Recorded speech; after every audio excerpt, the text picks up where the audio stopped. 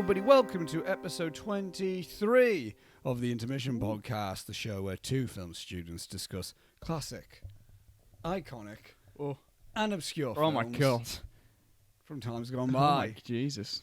We're your host, Oscar W. Fitchett. Yeah, Robbie Tweedle's here as well. That's the most energy that I'm gonna have for the whole thing. For our audio listeners, Oscar just banged his head so fucking hard every time he said the classic, iconic, and obscure bit. Yeah. Big old head bangs. What's going on there? It just happened. Just came over you. Just like a man possessed. Yeah, legit. There was no.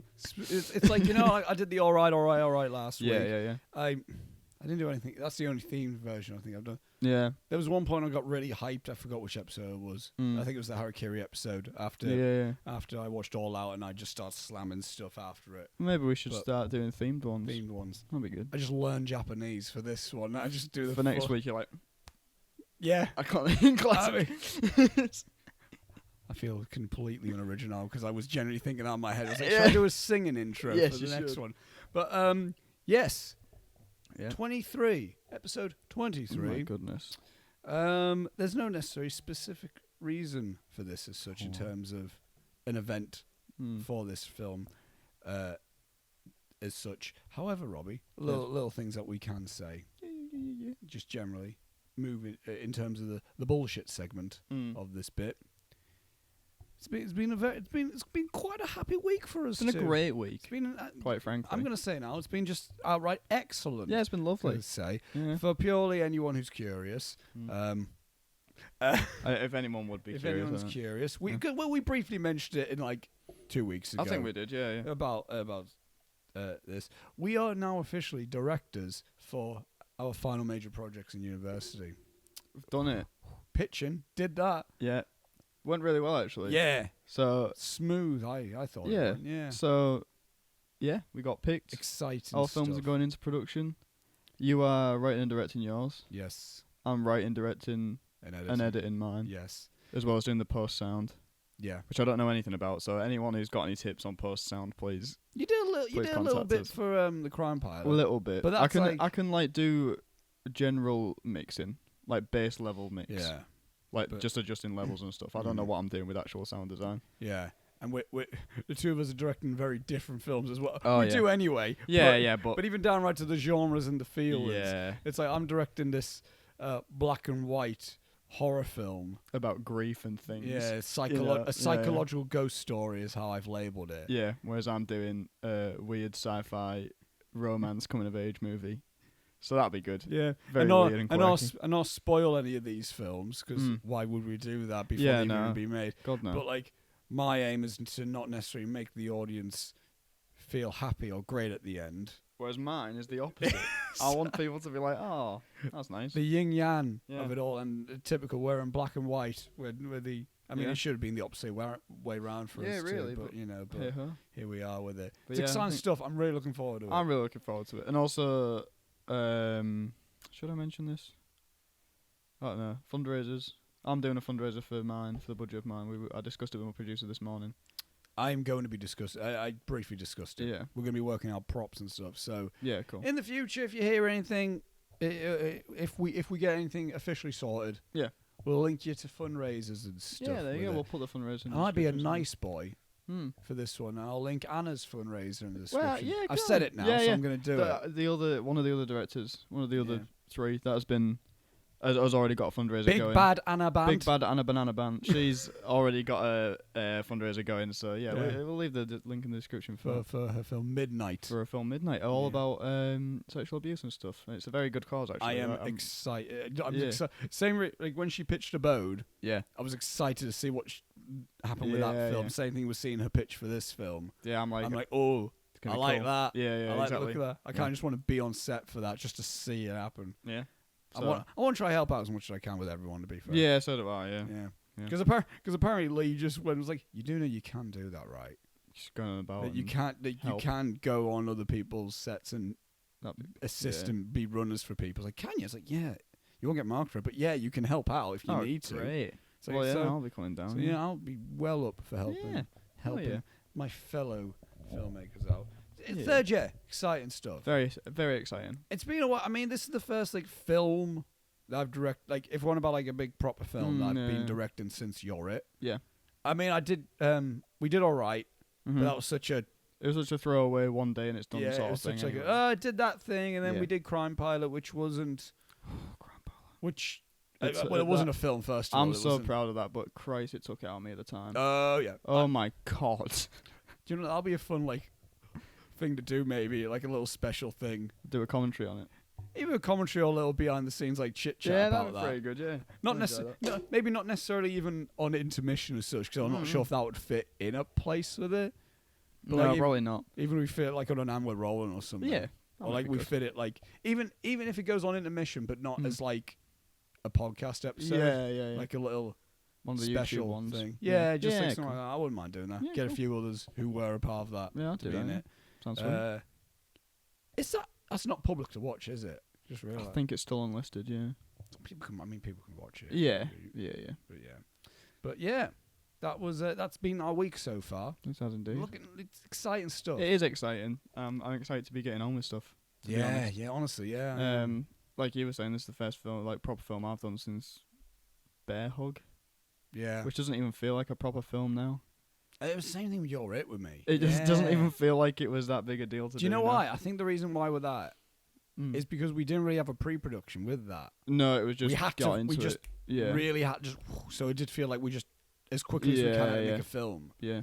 And that was I think we both know we think we could have done better with those films. Well, it's getting a remaster as we speak. Your film is, My film's getting a remaster.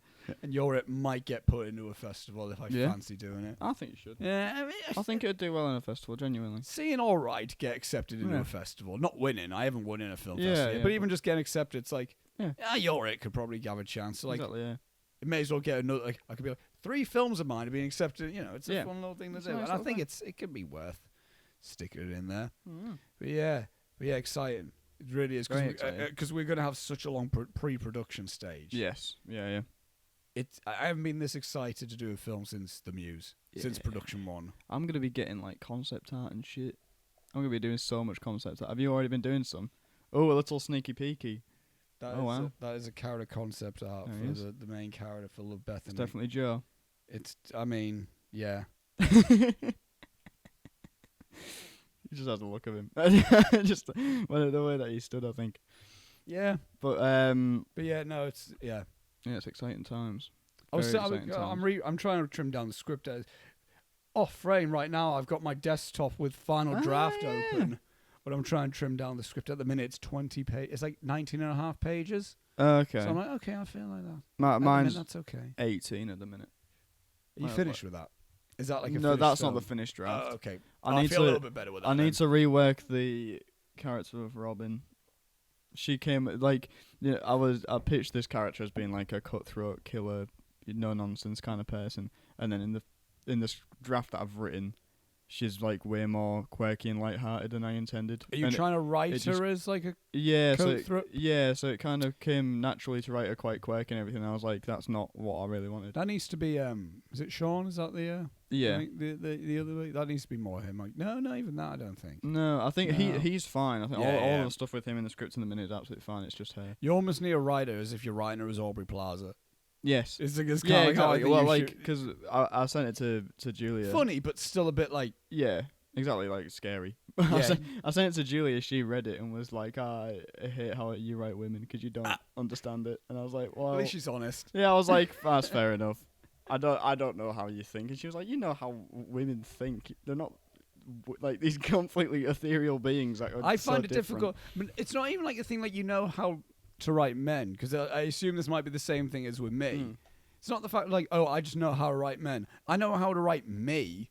Exactly. Yeah. So I just write me in many other people. Exactly. So it's not it's like you write blokes better. It's it just so happens I've wrote a bloke like me. Yeah. I can't write a bloke like someone else. Someone else, because I don't know how they think. Yeah, exactly. Yeah. So it's. I know what I mean. So that's something to look into. I think I might do a little research blog on writing female characters. Oh, that would be fun. Mm-hmm. You better believe it. Yeah. But another little thing we should talk about before going into this week's discussion. That's a little bit of a hinty hint. Yes. With the next few weeks, we might have a little bit more. We might have a little bit more. Yeah, that'd be nice. Obviously, we're not going to be continuing a little bit more info on that within the coming weeks. We're not going to obviously be continuing weekly for a while. Yeah, we'll be doing. It'll be this episode next week, the week after, and then the week after and then that the Halloween for episode. the Halloween special, then a break, Yeah. and then the Christmas special, Yes. and then we need to work out what we're doing after that. Exactly. So it's next week. Week after is the end of series 3 officially. Then Yeah. Halloween special. The week after that, yes. Yeah, and then it'll be a little break, Christmas special, and then we'll be back for whatever season 4 ends up being. and that will be a discussion that we Yeah. have, whatever that will be. There you go. And we'll have a module done by then as well. Yes, we'll have a module under our belts. We'll have Yes. probably a dissertation handed in by then, I imagine. We'd be close to them. Yeah. Because it's January, I think. January, it's like 22nd or something. We'll be at least a good way into I think doing so, it, yeah. I think. Yeah. So we'll be a bit more relaxed to think about that at that point. But yeah, so, and a few things I want to say before we go into this, a few things I always say within these episodes. Yeah. Also want to remind people once again that mental health information links are in the description below.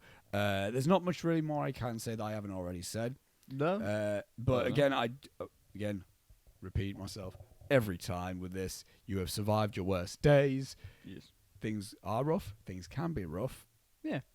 And if you do feel like you are in a rough place, look to see if you can find help. Look for help, I would say. Yeah. So there's links for that first step.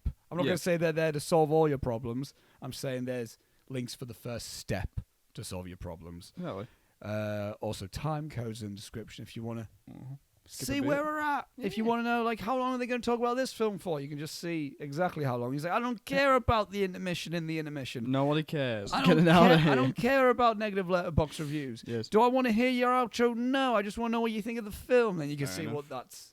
If you It's don't like like the negative letterbox reviews, I feel bad for you. Yeah, I don't like you. Get out You're of missing out on a really You are. fun-ass here. time. It's my there. favourite segment. And also in the description as well, there are Instagram links as well. Not only for us individually, which I'll be posting some behind-the-scenes stuff with the coming weeks probably. So look out for that. But also for the intermission itself, at the Intermission Podcast, that is the best place to get to us if you want to communicate with us, or just to know information about what episodes come out next. Yeah. That is where we do post all the news within that, which might need to think of a backup in terms of a website, because Jesus Christ, if anything happens like they did with Facebook the other Oh my God, yeah.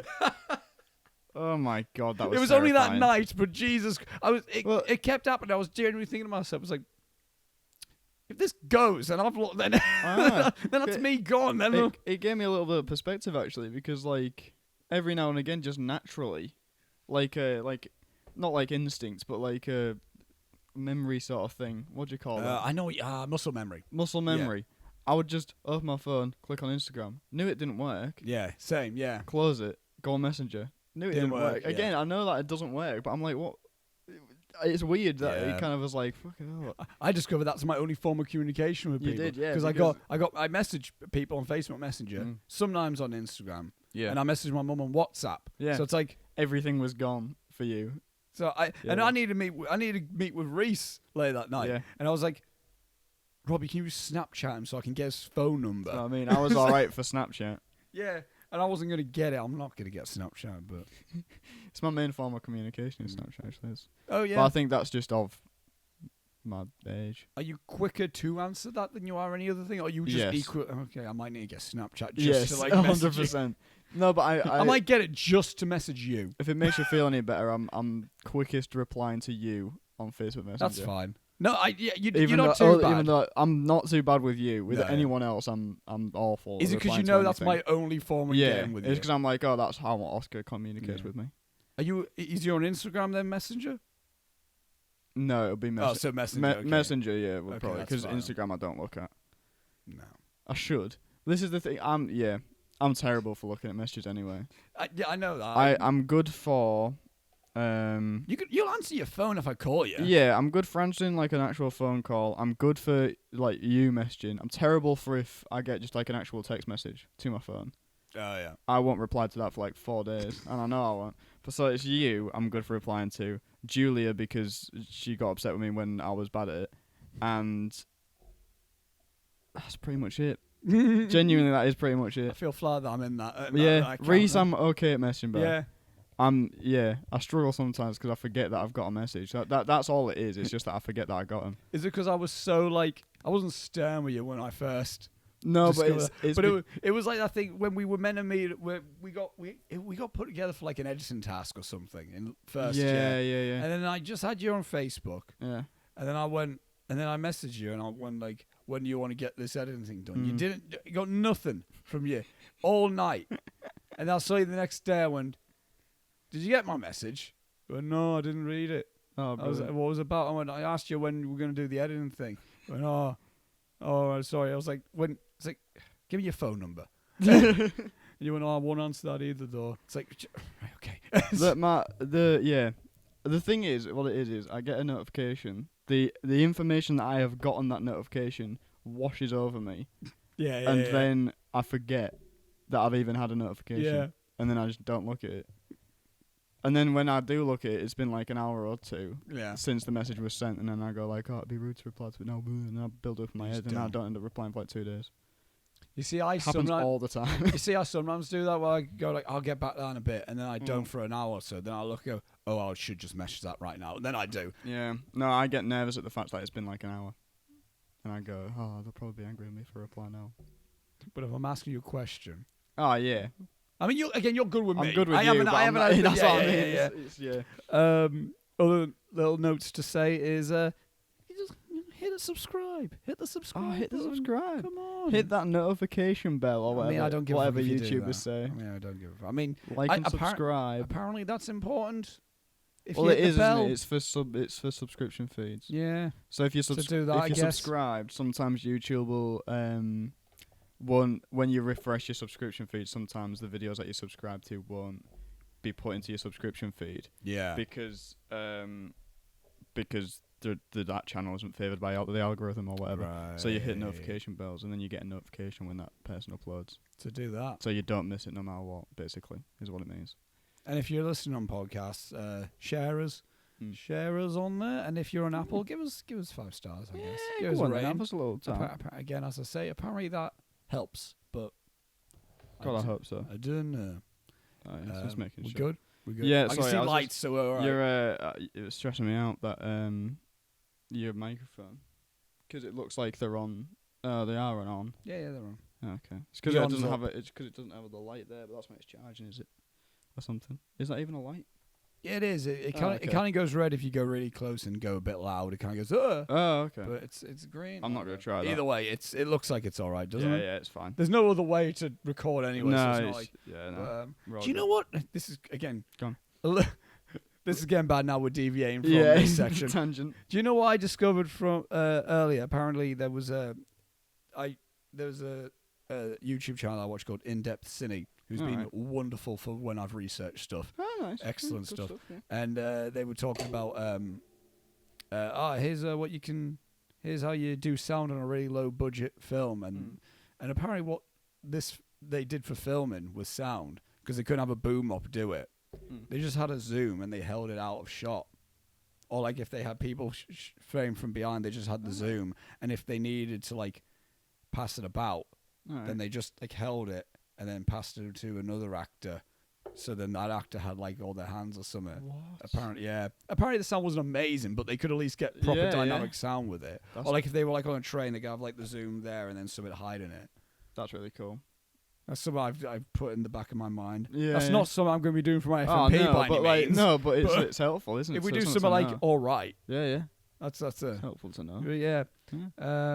And if you are new to the podcast as well, we discuss these films in all spoilery detail. So if you haven't seen this film, get out of here. Get out of here. Watch it and come back and listen to what we have to say about it. Yes. And the film that we're going to be talking about. Ooh, brainy specs. Different ones. Different specs? Yeah. Are they really? Yeah. They're not full framed. Is that the difference? They're just different makes. Oh. Yeah. The current ones I've got are currently in my leather jacket pocket because I use them for when I go to uni. Oh my goodness. Well, I'm confuzzled. Yeah. I can still see. Yeah, good. I'm not just... I was going to say, good on you. Anything. Just making it up now. And the film that we are discussing today, Robbie, yes. in all spoilery detail, yes, is the 1958 samurai adventure film, The Hidden Fortress. Yeah, boy. The film is directed by Akira Kurosawa, written by Akira Kurosawa, Rizo Kigishima, Hideo Oguni, and Shinobu Hashimoto, writer of Seven Samurai. Yes. And Very good. Harikiri as well. Talented fan. And this as well. I think this is the same writing team for Seven Samurai. Now I'm looking down at it. Yeah. The film stars Toshiro Mifune, Minoru Chiaki, Kamatari Fujiwara, Susumu Fujita, Takashi Shimura, and Misa Uehara. That's just all vowels is her name, basically. The plot synopsis of the film, according to IMDb, is: lured by gold, two greedy peasants unknowingly escort a princess and her general across enemy lines. Ooh. Accolades that the film holds, it has a 97% on the tomato meter. Gosh, that's high. And an audience score of 92%. God blimey. Has an 8.1 out of 10 on IMDb. And a score of 4 out of 5 stars on Letterboxd. Oh, goodness. I had like a little tickle in my throat there. Damn, you're allergic to classic films. Yeah. God, I'm highly rated movies. This must be why I'm just constantly in a coughing state. So yeah, Hidden Fortress. Yes. The reason why we're talking about this is because, Robbie, you chose the category of Akira Kurosawa. Did indeed. You better believe it. And I was in charge of choosing, well, which Akira Kurosawa film are we going to talk about? We already did Seven Samurai. Yes.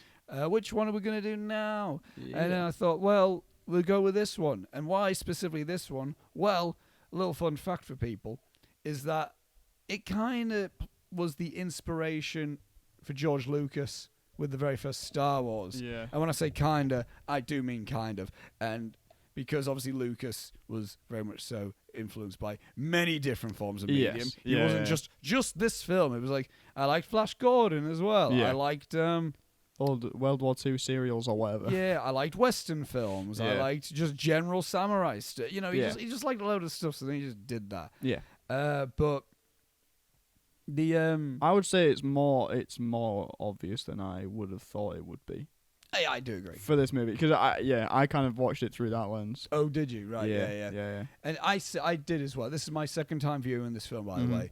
First time I watched it was only less than a year ago. I think it was after December time. Yeah.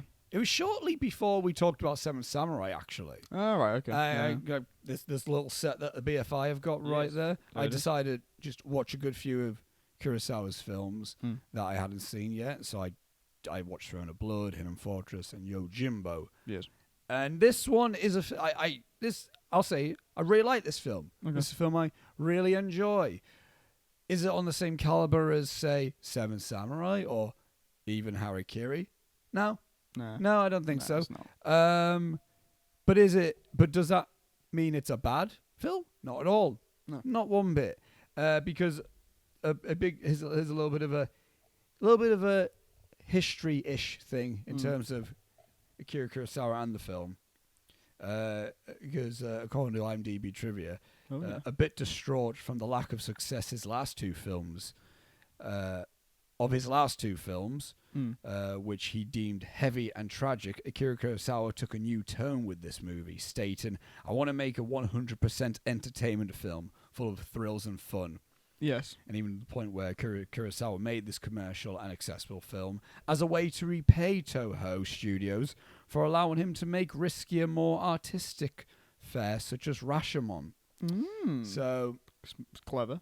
yeah, It's so a smart play. so even Kurosawa wasn't even going into this film trying to do what he did with Seven Samurai and trying to do this. I'm doing another big epic, Yeah.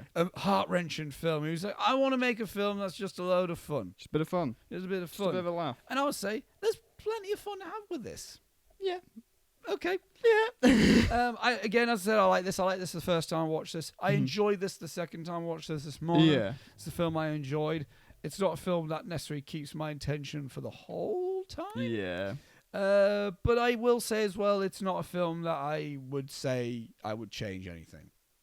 Okay. Yeah. Because it's one of these films where I'm perfectly satisfied with how it is.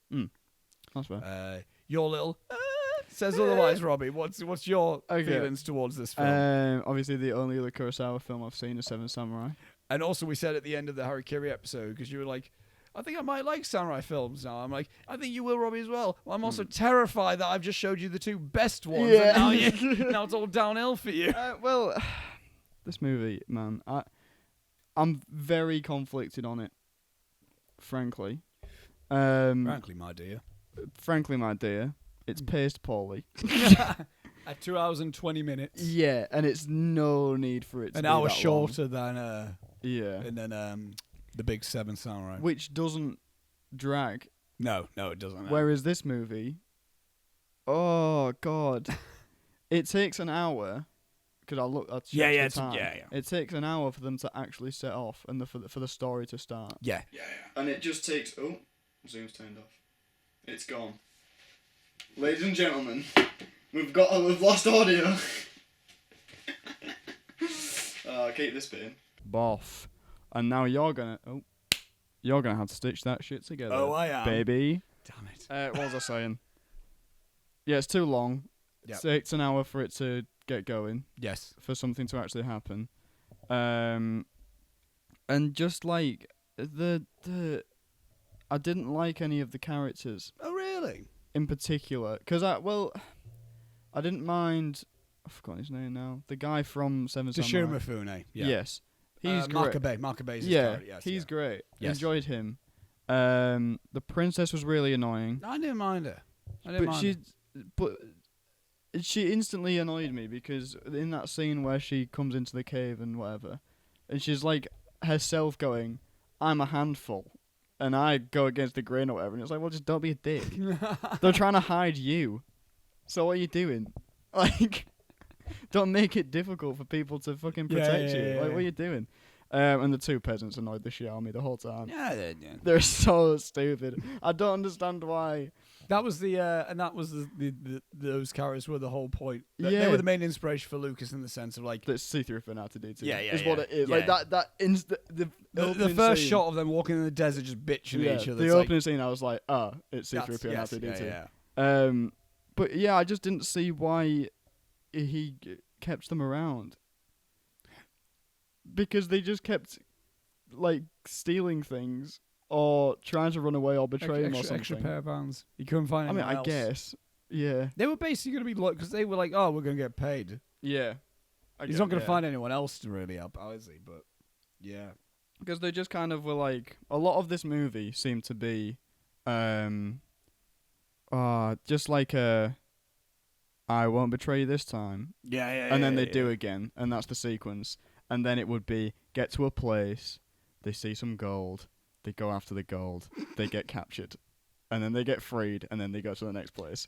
And that's most of the movie. So do you think you would have liked this better if this was literally an hour shorter? Yeah. If this was this story with these characters, but just cut an hour out. If the story of the movie was what they say it's going to be, about half an hour in, where they're like, we've got to go through this place to get into this place, and it was about the journey or whatever, and keeping the princess hidden, and maybe a little bit of character development on the way if you're feeling fruity, right? But I would say there is. There's Yeah, there's a little bit. There's that rivalry with that weird guy with the scar. Yeah, I liked it. Which is fun. I enjoy that. But yeah, I just it almost does feel like a film that's an or like a predecessor to a bigger film. Yeah, doesn't it? it's just it's a movie that it tells you what it's going to be from the bat, and then just takes the piss to do it, and just takes every deviation it can from doing what it says it was going to in the first place. I can understand what you mean. That was my only issue with it, is I felt like there was so many things in it that were just happening for the sake of happening and not moving the story forward. I would also argue, again, as I said, I like this film, but play devil's advocate with it. Yeah. I would also say it's very slim. It's very slimly a samurai film. Because if you go to this thinking you're watching a Akira Kurosawa samurai film, you'd be disappointed. Which is something that I made a note of as well. It takes a long while for you to get your first action sequence. It's about an hour and a half in-ish. We're approaching the third act, aren't we? Oh, yeah. And it's like the guy he's chasing 2 guys on a horse. Fucking cool that scene. I'm going to say that now. Really? Is it because of the camera cut where it looks like they're repeating the same shot? It's because it's the same 5 shots over and over again. Yeah. Which is fine. I don't know why. My vibe when I watched it, I was like, fuck, this feels like I'm watching like that car chasing Raiders. I don't know why.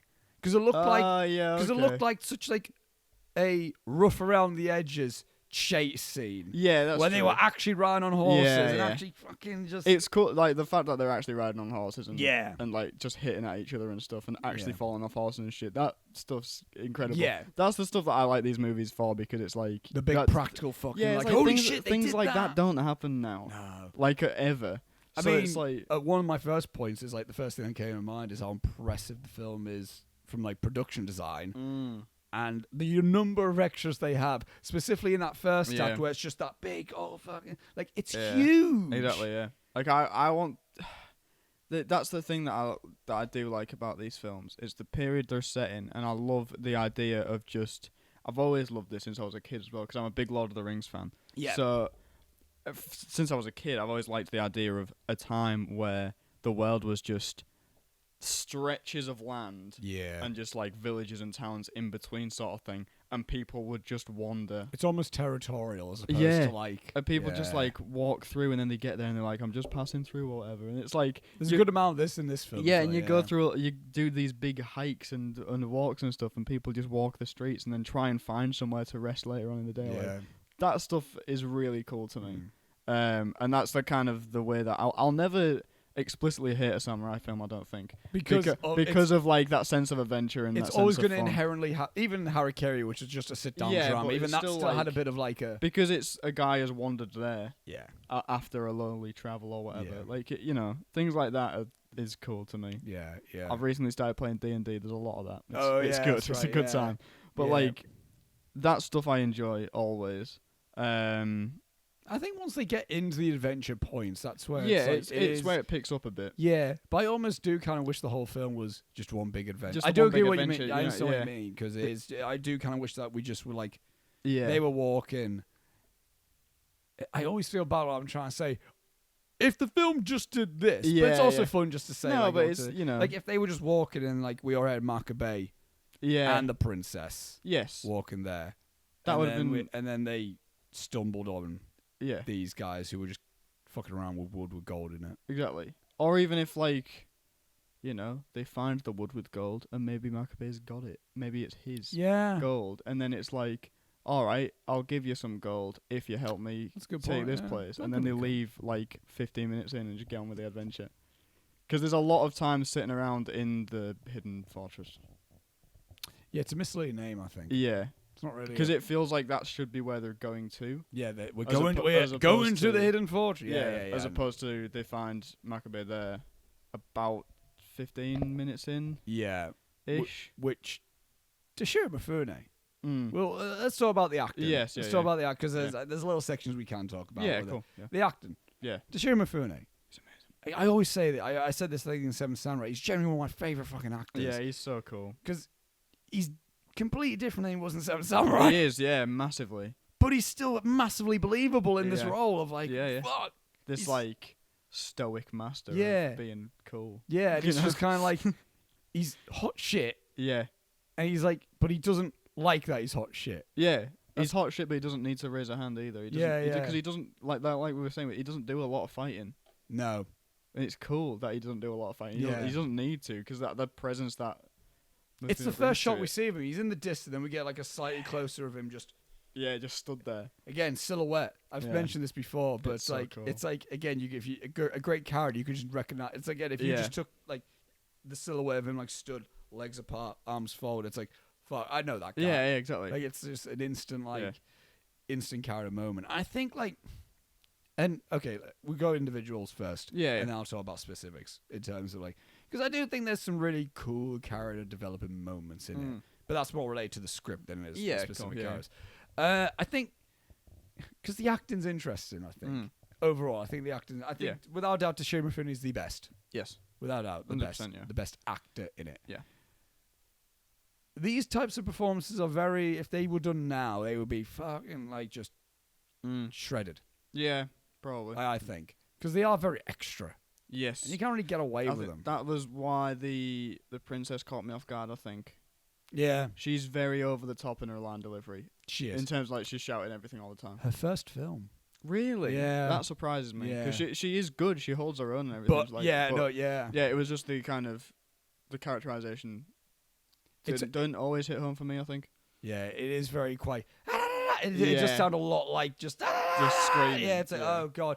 But funny enough, when she is the mute, yes, I think she does a pretty really damn cool. good. I just think she does good. Part of me kind of wishes she was just a mute. Yeah, in a sense, like, it would have been a cool characteristic, I think. Like a House of Flying Daggers situation. Was she blind in that movie? Yes. But she turned out not to be blind at the end or whatever. Which that could have been a cool little reveal at the end of this film, where it's like, oh, this mute bandit. Yeah, but turns out she isn't. Maybe if we were totally in the shoes of the two strangers. What if we didn't know that she was a princess the whole time? That'd be cool, because then you kind of have that scene earlier on where they're talking about someone's run off with a princess or whatever, and it's this much for the princess's head or something like that. And then, like, but you think it's just an offhanded thing as we're walking through for the sake of... We just think we're following these guys with gold. Yeah. And they're just going to a place to deliver this gold. Yeah. Turns out, princess... But that would have been cool. Yeah. It would have... It would have... I don't know. Yeah, no, it's interesting saying that, yeah. But, yeah, but again, I think, like, in terms of... So, like, I don't think there's any specifics I want to talk about in terms of the acting, other than Toshiro Mifune does a really fucking good job at it. Yeah, he's really good. I kind of do want each season. I do kind of want to like just go through another samurai film.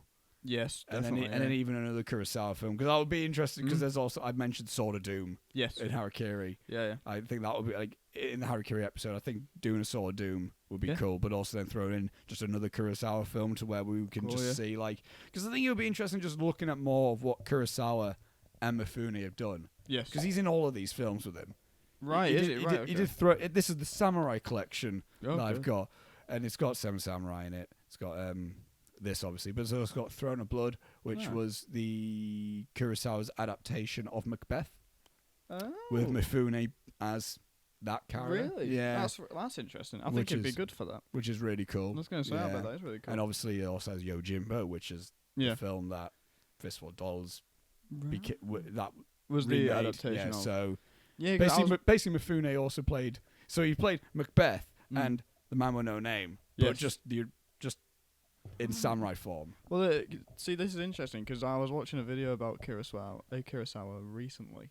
Oh yeah. I think probably in preparation for this. I forget why I was watching it. It came up in my recommended or something. Mm-hmm. But saying about how he's a massive fan of John Ford, isn't he? He is, yes. Massively inspired by westerns. So he was making samurai films that were basically westerns, and then mainstream westerns then started adapting his samurai films, which were adaptations of westerns. I find it so fun in that sense where you go, so Tarantino was influenced by Sergio Leone. Yes. Sergio Leone was influenced by Akira Kurosawa. Yeah. Kurosawa was John Ford. So it's an interesting like... It like passes down the line sort of thing. Yeah. I think, what would you say Mifune's best in this or Seven Samurai? Seven Samurai. Yeah. I agree. I prefer his character in Seven Samurai. Again, it's funny because obviously we have more time with him. Yeah. Yeah, true. That is very true, actually, yeah. But also, I was going to say, only like an hour more. Yeah. But also, it's not. I don't feel like this character, I don't think Makabe is necessarily fleshed out as much. Not as much, no. But I don't think he needed to be. That's the other thing. Yeah. Because again, Kurosawa, again, he's not sent out to do a hidden fortress to do it. We're not really investigating these 4 characters. It's not like when we were going through each 7 samurai. Yeah. It's just like, look at these characters, and then look at this guy, then look at her, and we're going on an adventure now. I think that's interesting in terms of like, that really puts the movie in perspective for me, now that you've said that, is that he wanted to make this fun popcorn flick, basically. Yeah. Like, I feel like if I watched it again through that lens, I'd probably enjoy it a lot more. Yeah. As just being a bit of fun. Bit of a goofy adventure flick. Yeah, which I wasn't expecting. Because again, it's the same writing team as Seven Samurai. Yeah. It's the same directors. They've got 2 cast members. Because Takashi Shimura is in this as well. Yes, the older guy in the Hidden Fortress. Yeah. So it's not like, Kurosawa's just doing a favour. Yeah, no. He's like, no, I just want to do this. And he did exactly what he did. And he was like, I just made a bit of fun. But it's a good bit of fun. It's not like it's not like it's like, oh, it's a bit schlocky, innit? You still got, like, again, I think there's still some very impressive cinematography in it. I agree. In the sense of, like, loads of wides. And the thing that, like, popped in my head when watching the wide shots, they almost did feel like very, like, and again, the blocking of it with the wide shots, it did feel almost like, oh, these do feel like old Japanese paintings. Yes, yeah. Like, not necessarily in the actual visual look of it, but again, in the blocking. In the framing of the it. framing these wides yeah. and the blocking in how Akira's are positioned. It almost feels like that was used to trace over or something. Yeah, Like yeah. I think the bits that spring to mind for me for visuals would be the opening. I like the walking shots. They do it in the opening. They do it when they're in that like canyon when they first come across. There's a slight shake to it, but it's not yeah, too but like. it's like yeah. it's really nice. And then the bit in the fog is so cool. Oh, Oh, yes. it looks so nice. Oh, Oh yes. my Christ. I also, if we're on about the opening as well, I'm a big fan of when again, I don't know why, just like it's really cool. Again, it's a long wanna of them just walking, and then just like one row just lone samurai is like out there, who's just getting just fucking stabbed, and it just stabbed to shit. it looks nasty. Yeah, it does. Yeah, but it's almost like, oh, okay then. yeah. Like it gets you into it, I think. Like It does. even though again this is probably the least samurai film that we've talked. This is the least samurai film we've talked about. Yeah. But it still has some of that like samurai fun that we have talked about. Again, there's like little odd moments like that. Because again, we're not even following a samurai; we're following two little bandits. Yeah, exactly. In this samurai landscape, so it's like and also the point is he's trying not to show that he is a samurai, Makabe. Yeah, He's true. not carrying a sword. Yeah, he's trying to blend in. He's a general. Yes, he's referred to. Yes, he's throughout, a general. Yeah. Yes. Yeah. So it's well done in that sense from like a character point of view. We can, you said you're not necessarily fussed on the characters itself. Yes. Yeah. This can go into the script itself because I feel like we're just dancing around the actual true. screenplay Yeah. itself. So because I think that's the main talking point of this film is the Yeah, screenplay. I would say so. Yeah. Which I still think is very well written. Yeah, so do I. It almost does feel like if this was an animated film, I would have fucking ate this shit up as a kid. Yeah, same. Like, genuinely, I would. Like, if I watched this as like, if this was a Cartoon Network miniseries special, that was split up into it. Oh boy, yeah, I would have. This would have been maybe be my favorite thing as a kid. Yeah, because it's got that adventurous thing about it. We're doing this thing. It's got these goofy characters. I don't need any characterization. They're just goofy characters. Yeah, it's got this stoic guy who I'm like, he's cool. Yeah, he would have been my favorite. And then just like a female character who takes no shit. She had a really cool line at one point. I can't remember what it was. I know what you. It's really annoying because she had a line that she said it, and I was like, "Shit, that's a good line." Was it in the Hidden Fortress? Yeah. Yeah, I know what you mean. I can't remember what it was, but it was really cool. But so I think thinking about it in that sense, I like these combo of characters for an adventure. Yes, I do. Yeah. And again, not speaking in terms of like an epic adventure, but like a fun adventure. Well, like you got like the characters who are a bit like yeah, goofy. Then you got like the guy who's trying to keep it all together. And exactly. And then you got the female who's trying not to fucking be obvious who she is. Again, to the point where she's so method as a mute that they fuck off. And she's like, well, I can't do anything else, otherwise they're going to not think I'm a mute. And then Makabe comes back and she's like, this plan's stupid. What are you on about? Like, no, don't worry about it. It's fine. Which is a good kind of character dynamic for her. And like speaking of like Lord of the Rings earlier on, it did kind of remind me of Lord of the Ringsy a little bit. Because, like, the two goofy ones are kind of like Merry and Pippin. Yeah. And Macabe's a little bit arrogant. He's a bit arrogant, it is cool. Yeah. I like all the dynamics between them as a group. It's weird. It's almost like... It would have been better if it was shorter, but also I think it would have been even cooler if it was the same length as Seven Samurai. Yeah. Because it would have felt more like we were going on an adventure. If we had more time, If we were going like it would have almost felt like, oh, now I'm going on an adventure with these guys. And now we're prolonged. Would have been cool if we could see them staying in maybe 1 or 2 more villages. Yeah. Like it. Yeah, that's really weird. Yeah. It would have been better even if it was shorter, hour shorter or an hour longer. Yeah. As it stands in the middle, it's a bit split. Yeah. And I can understand that. Yeah, that's really weird, actually. I've never had a film like that. Where it could have done with either being an hour shorter or being an hour longer. Yeah. I've never seen that. Because again, if it's short, then it's like, okay, it's just tighter, we're just right to it. If it's longer, you could have got more of these characters, because there's more like potential with those characters, I think. Because again, I think there's good shit there with them. Yes, definitely. And I like them. Yeah. But I don't feel anything for them. Yeah. Like, you know what I mean? Yeah, like, I'm not exactly what you mean. Like when Makabe's in a fight, I'm not like, come on. Yeah, it's almost like, oh, this is sick. Like I'm more like that. Yeah, with it's it. like this is cool. Which Yeah. again is, Which he's is what he going- wanted for. Yeah, Yeah, he wasn't making me going, oh no, Yeah. Makabe. He was like, the fuck, this is cool. Exactly. I think because I think the again in terms of specifically Makabe and the princess, I do think they're brilliant examples of character building. Yeah. In all honesty, I agree. in the sense of like, there's no backstory explanation, No. and there's just actors being able to just be the characters almost. Again, it's like simple things like where we learn a little bit about Makabe. Yes. In the sense of like where he says his name, and they go, "That's the general," and then it's like he's just laughing it off. Yeah. Like he's not like, "Yeah, that's me." Yeah, he's more like, It's like, yeah, okay, alright, okay, whatever. yeah. Yeah. Or like, and then when they first go to the village, and then they're like, "How are we gonna like get out of this?" And then he takes one twig, and then he breaks it up. Yeah. He goes, "See, we found this," and then he's like, "I want a reward," and they all get shooed off. Yeah, yeah. Which is very humorous because I love the fact about like. You fucking idiots. They're like literally you just they're like, we got one piece of gold. He thought that what an idiot. But it's like it's like little things like that where he just thinks that he goes, oh, well, fine. Yeah. Just follow my lead. Yeah. And then he does it. And then they've got past it. Yeah. I enjoy him for being that kind of cool stern leader. And I also like that we never really find out why they're on the run. No. Yeah. We don't know why she ran why she left. Do we ever find out why she left? I can't remember it. I think it's implied that she didn't like her dad because of the way that he raised her or something. Considering how Kurosawa made this film, I think that's just the basic gist of it. Yeah, I think it's a classic thing about princess doesn't like to be princess. Yes. Yeah, it's a Jasmine situation.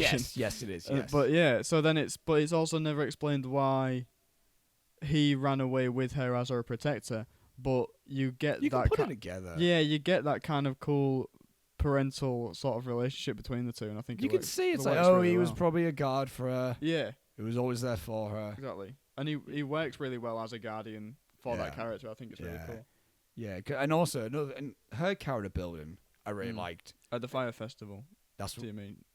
No, before that. Oh, right, it was. I believe. Is it the brothel? I believe it was a brothel. Yes, probably. Yeah. I like that in the sense of like. We instantly understood, like, just her stance on things. Yeah. And, like, again, that's another great character building between her and Makabe in the sense, like, after that. Yeah. She's going, buy that girl. And he goes, oh, why? She's like, come on, I'm the princess. Cause Yeah. Fuck you. It's like, I guess. she says, like, I'm the princess. Yeah. And that it's my job to make sure people are safe. Yes. Or something like that. Yeah. And then my head, I'm like, well, shouldn't you buy the whole brothel in that sense? But let's forget about that. Yeah, but, you know, she got one, which again, that was also another little like fun little little Cara Pay moment where it's like she saved her, which also again says a lot about like her and Makabe's relationship. Yes. We didn't even see Makabe go like, I'll take that. We know, we know what he did. It. Yeah, and then like Makabe's gone. The two little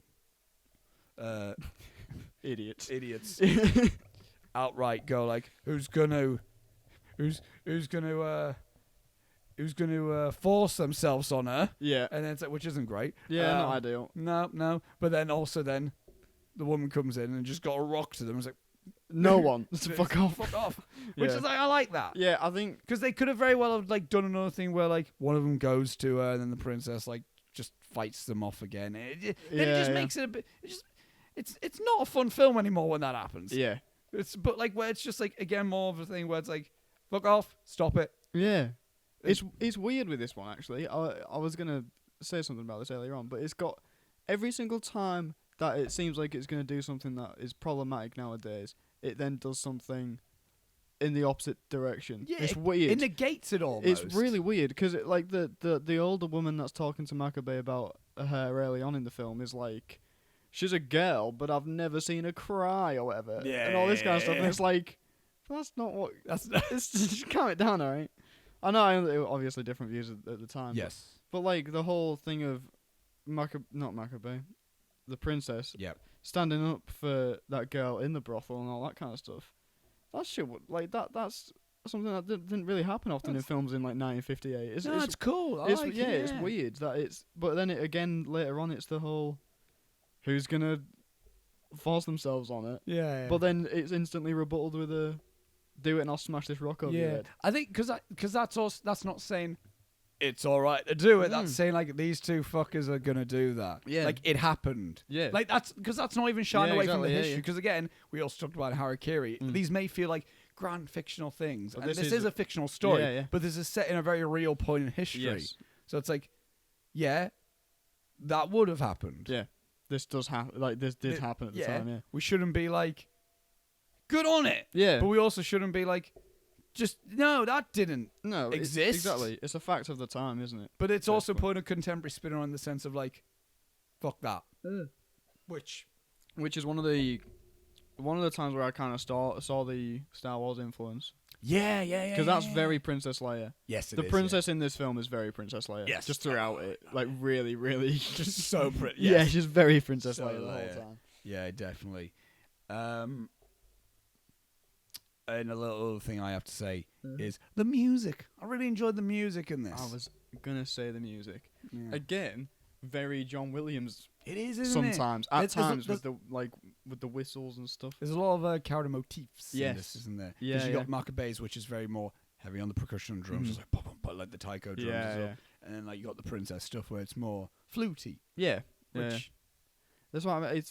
There was points where it was just like kind of, the score that would play over them just walking to a place or whatever, or what, like the times when it's not a character theme or whatever, I was like, that's very Star Wars in what John Williams does with that film. Yeah, it's good at like creating just an atmosphere. Yeah, I think. it does. And again, whimsy. I do think this is a whimsical film. Very in a whimsical sense. film, yeah. More so because of the score, I think. I Yeah. think the score does make it feel very whimsical. Of course, this also has the classic swipe editing. Oh, they're so good. I love a fucking wipe.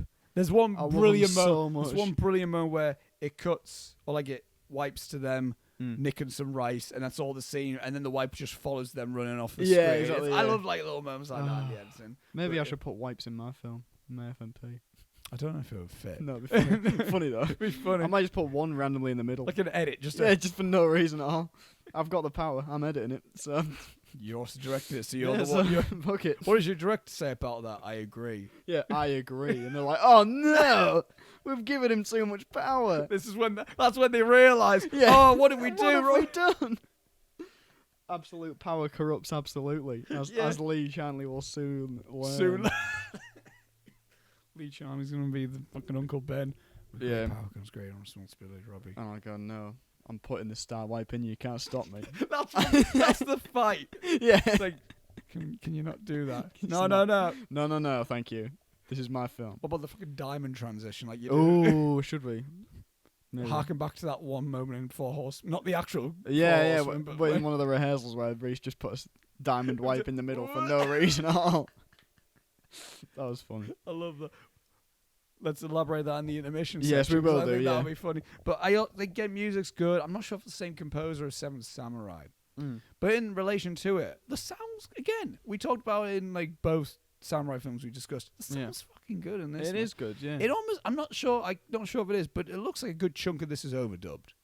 Yeah, I noticed that. Like it looks like a good chunk isn't on set sound. Yeah, because there's bits where sometimes it just slightly doesn't line up. Yeah. There was a bit where I remember specifically where the two guys, it's near the end, the two kind of bandit guys start walking and fighting over gold again for like the 17th time or whatever, and they start walking and then they start running because they've heard something. Yeah. But then like a couple of seconds later is when the sound actually starts coming in of the horses running in. Yeah. And it's like it's just slightly out of sync, Is it but a little again, bit? it's charming Yeah. for the time. I like that kind of And stuff. if you're not about the charm, let's talk about some action stuff. Oh yeah, baby. A little bit of the charm I like that this also features in the editing is when they try and dodge gunshots. Yes. And I love it. Oh, it's it's so good. obvious. But it's like they run, they duck Yeah. behind a mound of dirt. Yeah. Then we clearly cut to a different shot where gunshots go pow, pow, pow. And then we clearly cut because then we don't see the mist anymore of them. Like, it's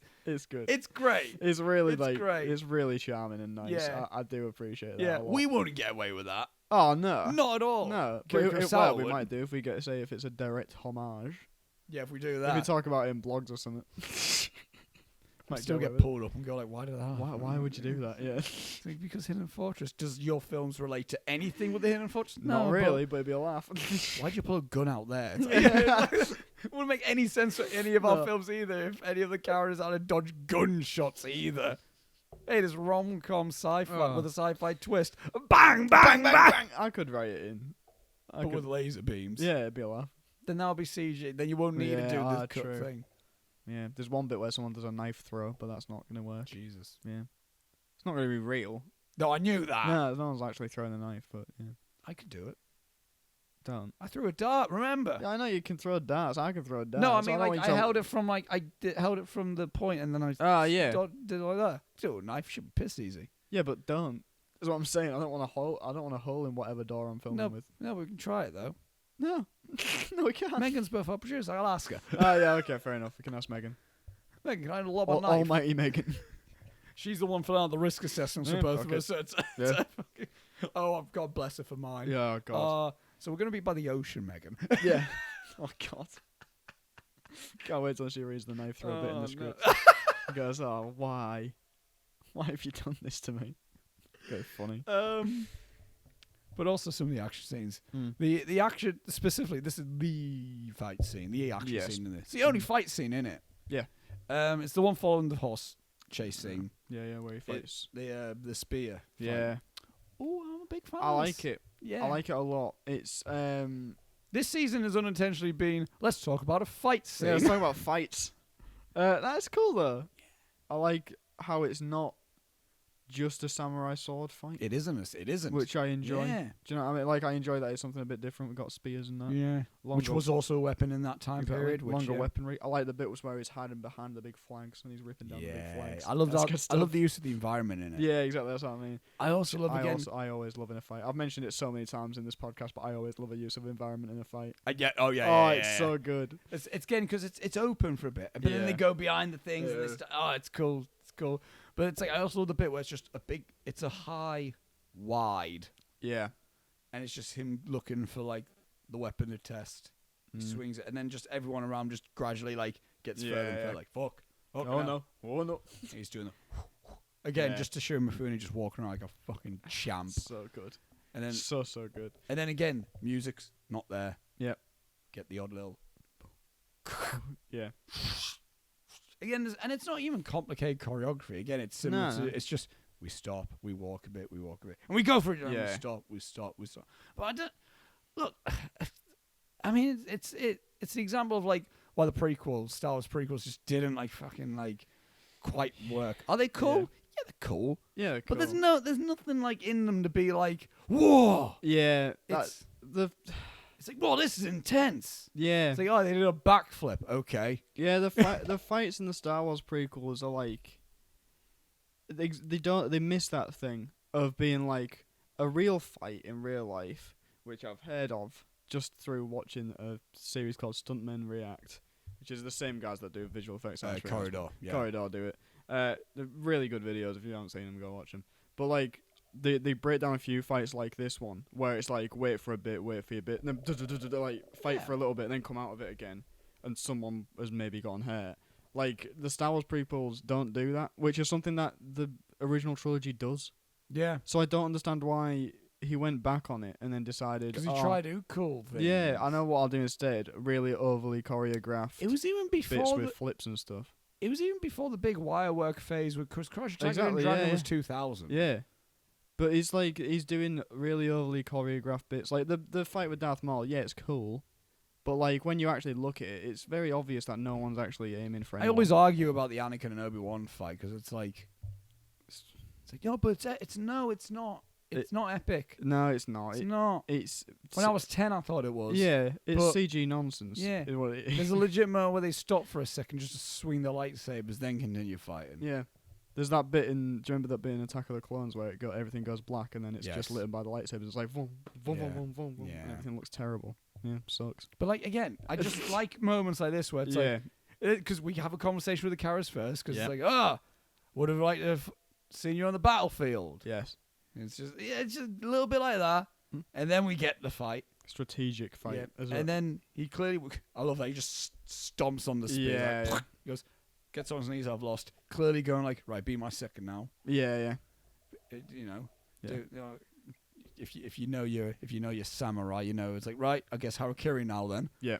And then he goes, I've lost my honor. And such. yeah, he goes like, nah, yeah, I'll see you later.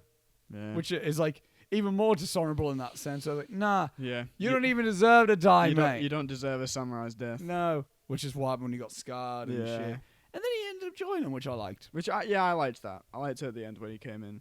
Yeah. Because I knew that it was him. I don't think it was meant to be a reveal that it was him. No. When he came in. Because you knew that it was him anyway, didn't you? Yeah.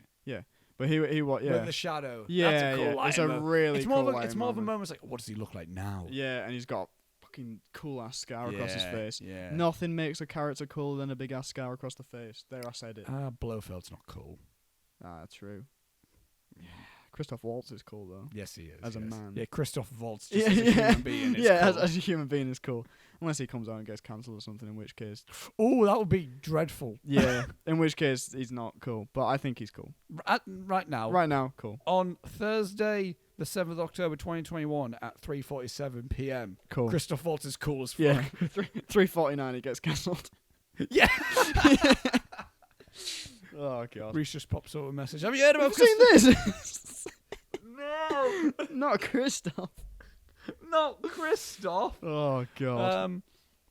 Yeah, it's cool moment. It is really cool yeah. when you see his scar for the first time. And then I think as well, it's a nice humble moment that he kind of becomes their friend. And not their... Yeah. It doesn't even feel like he's being their friend. Because He's joining forces. With yeah, because they know each other beforehand Yeah. anyway. Yeah. So they've fought together anyway. And now he's like, I'm kind of in your debt now. Yeah. So he's got to stay with him. Again, which that's I like. Again, that's a cool, like, fun adventure moment. Yeah. Isn't it? Yeah, exactly. It's like, these guys fought. And we all wanted to see them fight. Yeah, yeah. But I just kind of want to see them be mates and just Yeah. team up now. Like, So- that's, you know what I mean? It's a real It's Spider-Man 3 situation. Jesus Christ.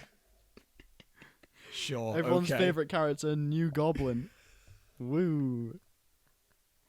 Oh, But yeah. God. But yeah, I think that's like Kurosawa in terms of character and plot points. Yeah. Just kind of gay, specifically the story plot points, I think. Yeah. It's like, you know what would people want to see? Let's just do that then. Yeah. Like, it's like, we didn't want to see Maccabee die. Yes. We didn't want any big character death. I don't No. think there is really. No, there isn't really a character. Like, death there's in not this like movie. it's not like no, it's Yeah. like, you know, we want to see them just have a fun adventure. We want to see them in peril, Yeah. so we can be a bit like, oh no, Yeah, yeah. and then we want to see them win and be fine. Yeah. Like this had that kind of old serial feeling Yeah, as it was anyway. It's just like it's a fun romp for a bit. yeah, You know? yeah. Which Which is good. Which is what you need sometimes. yeah, and I mean again, if you're watching through this box set, you Yeah. start with Seven Samurai, Yes, which is definitely not that. then you go to the Throne of Blood, Right. which again Macbeth but Ye- Japan, Not that. and then you go with this. Nice So little that's plot like, conflict. you know what? Nice little, you know, Yeah. what? Enjoy that. I think that's why I enjoyed it really, like, a lot the first time I watched it. Right. Second, like, when I watched it for the second time, I still liked it, Yeah. but I knew what I was going into. And But this time, it was almost like I was still in the mood for a Akira Kurosawa samurai film. Yeah. But I was like, fuck, if I have to watch 2 hours and 20 minutes of, like, a really heavy samurai film, Yeah. I'm going to be burnt out, aren't I? Yeah, exactly. So, obviously, the film wasn't made for that reason. These films didn't come out in succession Yeah, with each yeah. other. He did other films in between and that. But it's almost like, even generally, like if you want a samurai film that isn't deadly serious, but not like goofy, No, because you can get silly samurai Yeah, films. all If you the want time, something, if you want something still grounded, Mm. but you know, a bit of like bit of a laugh. not turn your brain off because I hate that. I hate that Turn. phrase so much. Yeah, but A bit escapism. yeah, There it's you go. nice, very good. A bit escapism. Yeah, And this is it, I think. I agree. I think I've said. Oh, see, this is becoming a catchphrase for me now, where it's.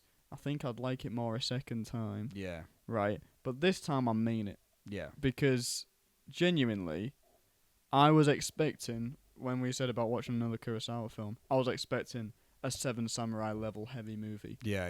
And I think I was taken off guard and wasn't expecting that this tonally would be. It's a bit of a romp in it. It starts right off way though, doesn't Yeah. it? With those, I think it helps with those two characters who started. I agree. Because I guess if the film, because I was taken off guard in the sense Yeah. of like, because I thought Toshiro Mifune is the main character. Yeah, We don't see he's him not. for a good little while. Yeah, he's really not. So if the film started off with Toshiro Mifune fighting people off. Yeah, and then we get to these characters. It would have been like, wait, been, what? Why are we doing this? But like, it means instantly, like these just two fucking characters plodding about. It's like, oh, okay, yeah, which is I get it. So now I feel like if I did watch it, knowing that it's supposed to just be a bit of a laugh, just not turn your brain off, but just escapism. Escapism is what we're going for. It's just a bit of a romp. Enjoy yourself. Yeah. Get a bit of popcorn. Watch it. This is your popcorn samurai film. This is. Which is not what Seven Samurai is, because you'd need about 15 bowls of popcorn to get through it eventually. You need like your evening. Oh yeah. And you need like. You set a day aside. Yeah. You hype yourself up. Yeah. Ideally, also bring someone with you on the ride. Yeah. Because. Will I force Julia to watch it at some point? Maybe. She might like it, but I don't know. She might. She might. I think, it would be a hard sell to her, though. You have to get her to the intermission, because that's a good point. Like, even like that once you get halfway through Seven Samurai, because there's the bit where it goes black, isn't it? So yes. Or like, so you can like pause it for a bit and go like, what are you thinking? What do you reckon? Because that's like a film length. That's like an hour and 40. Yeah, and then it's like, so you go like, we can turn this off if you want. You can almost look in the sense like, we're just going to double build 2 films. Yeah, there you go. That's how That's the way to sell it. That's how I've pictured. It's like, I mean, yes, it is 3 hours and 20, but there is an intermission in the middle, and you yeah. get a film out of it. Well, you almost look the first film was like, let's just get to know these characters, and then the second film was like, do you want to see all the fucking action now? Yeah. Do you want to see them? Just fight like lunatics for an hour. I feel like anyone, because again, I think like I know this isn't Seven Samurai, but I feel like you can always get like. People are scared of the runtime and the fact it's black and white and old and subtitled. Yeah. But then I think once you get into it, it's like you were into the characters. You're like, holy shit, I love this. Yeah, I think Seven Samurai and its length and everything, and then going off how much I enjoyed it is one of the reasons where one day I will probably give Lawrence of Arabia a try. One of these days, I'll try it. It's worth a watch. Yeah. I'll watch it again at some point out of curiosity. Yeah. I don't think we'll ever do it for the podcast. No, because we'd talk about it for fucking ages. That'd be the longest podcast. I don't think we would. Do you not think? Well, no, because it'll probably be over pretty quickly, because I'll just go, pretty boring. Yeah, that's what I mean. Because I probably will think it's boring. I have no idea what it's about, but... It's based on... I know it's based on true events. Oh, really? Yeah. Oh, cool, okay. And it's fucking gorgeously made. Yeah. But it's just a lot of sand. So this is not really appealing visual for me. Yeah. This is the one that, like... This is a thing that I enjoy about doing this podcast, Most of the films that you pick, I've never heard of and have no idea what they're about. So it's fun for me to just turn it on and be like, let's find out what Oscar has in store for me this week. And I watched this one, and it took me off guard with the tone. Yeah. But maybe if I watched it again, I'd probably be like... Yeah. I think the strongest point, again, I think it's the directing. Oh, 100% the direction. Without doubt. Yeah. The direction, his control over his visuals and the acting and everything. It's Like, I almost watched this, and I almost kind of want to be like, fuck, I kind of just want to watch another one now. Yeah. Like, I kind of just almost not like repeat this film, but I almost but watching be like Kurosawa. Fuck, I kind of just want to stick on Yojimbo. Yeah. You know what I mean? It's he is that director where he almost has a director's style that's just so like contagious. Yeah. Which you don't. That's not really often. That's not. You hear about that with directors, I don't think. No. For me, Tarantino's like that, where I watch one Tarantino film, like, I kind of want to watch another Tarantino film now. Same with me for Edgar Wright. Yeah, exactly, yeah. Edgar Wright's one where I'm like, I watch it on the dead and I'm like, fuck, I want to watch Hot Fuzz. Yeah. Like, Even like films that are different. It's like, you could watch like Hot Fuzz and go, fuck, I want to watch Baby Driver now. Yeah, exactly. And I think same thing with this. You could watch this film and go like, kind of want to stick on Seven Samurai. Different films, but it's like, they still are Akira Kurosawa films. Yes, exactly, yeah. I guess, I'm looking forward to, because we're gonna do more. Yes. Of them. I hope so. I would be interested in doing one of his non-samurai films. That would be interesting. I didn't know he had any. He's got a crime collection as well. Has he? Yeah. That's interesting. He did, again, Toshiro Mifune's A High and Low is one that's apparently great that I've heard. I can't remember the plot of it. But they're not set in like... They're set in just contemporary time for when it came out. They're 50s Japan. Ooh. Yeah. So they play on more like noir of the time, but in Japan. That sounds really interesting. Yeah, so it's, I kind of would... I genuinely... I only know Kurosawa as the samurai guy. So and he also did a film called Ikiru, which came out in the 50s, which it stars Takashi Shimura. Okay. And he plays an older guy. I don't think it's outright set on Christmas, but it's basically snowy and it basically is wintry. Okay, And I think he plays an old man who... It's kind of a bit of a Christmas Carol meets It's a Wonderful Life type of situation where he's a bit like... He's feeling a bit lonely and he's feeling a bit like, oh, what's my life been? And he just kind of goes to different places. From what I haven't seen that film yet, but that'll be a good film. That'll be good, yeah. Exploring more, and obviously maybe some of his non-50s work, some of his films they did in the 80s even, which George Lucas and Coppola helped him out with. Really? Because that's really cool. Because fun fact, Kurosawa at that point wasn't really like Japan were like kind of like, I mean, you can't run your course, mate. Yeah, okay. And then like Kurosawa and Coppola and George Lucas were kind of like, this guy was a fucking idol. He wasn't making films. So it's like, I think like on Ran and Kagemusha, they're both listed as like George Lucas and Francis Ford Coppola present. So they're like kind of like busted it up, because obviously they were like Godfather and Star Wars. Yeah. So it's like this is the guy that like if it wasn't for this guy we wouldn't be making these fucking films. So it's like that'll be cool. Like so maybe do one of his non-samurai films next season. Yeah, I'd be into that. And then we throw like Sword of Doom or something. Yeah. Anyway, so like, but anyway, he's a director that again, really big fan of. Yeah. Seven Samurai is without doubt his best that I've seen. Without doubt. Same with me so Yeah, far, so but I've only far. seen 2. You've seen 2. But I have heard High and Low is actually low key. Another contender High for and Low Key. High and Low Key is a contender for one of his best films. Wow. Okay. But I haven't seen that yet. So that's interesting. But yeah. I think that's all I really have to say about Hidden Fortress. Me too. It's a good flick. Yeah. Enjoy it. Yeah. Really well made. Yes. Character's great. 100%. Screenplay, solid, I think. Yes, very good. But you just need to know what you're getting into. Yes, that's the thing with me. I would say, because we haven't done loads of spoilers anyway. If you happen to continue to listen to this having not seen the movie, I would say watch it. Definitely watch the movie. Just go into it knowing that it's not this heavy samurai drama like I thought it was going to be. I think you shouldn't go into thinking that, and I also don't think you should go into it thinking so it's the original Star Wars. No, it's not. It's not at all. No. There's similarities. Yeah. The first 20 minutes are pretty much what happens with C-3PO and R2-D2 after they land on Tatooine, where they're both captured and happen to be by the same people, and then they both escape. And you got like you got the princess. You got the princess who's very much Princess Leia. But Maccabee isn't. Maccabee's no one. I think I described it. I think the closest I might say is Han. That's what I mean. It feels like Han because when they meet him, it's kind of like, "Will you help us?" sort of thing. Yeah. It feels like that in that sense. But he's not Han Solo. Like his character's not that. He's There isn't a Darth Vader. No, there's not really a villain. No. There's the idea of it's the system. Yeah, there's a sort of empire.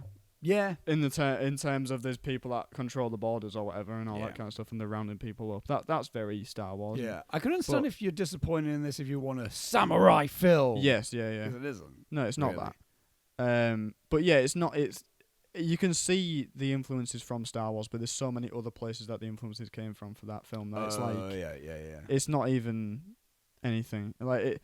Because didn't George Lucas to sell it to Steven Spielberg and everyone?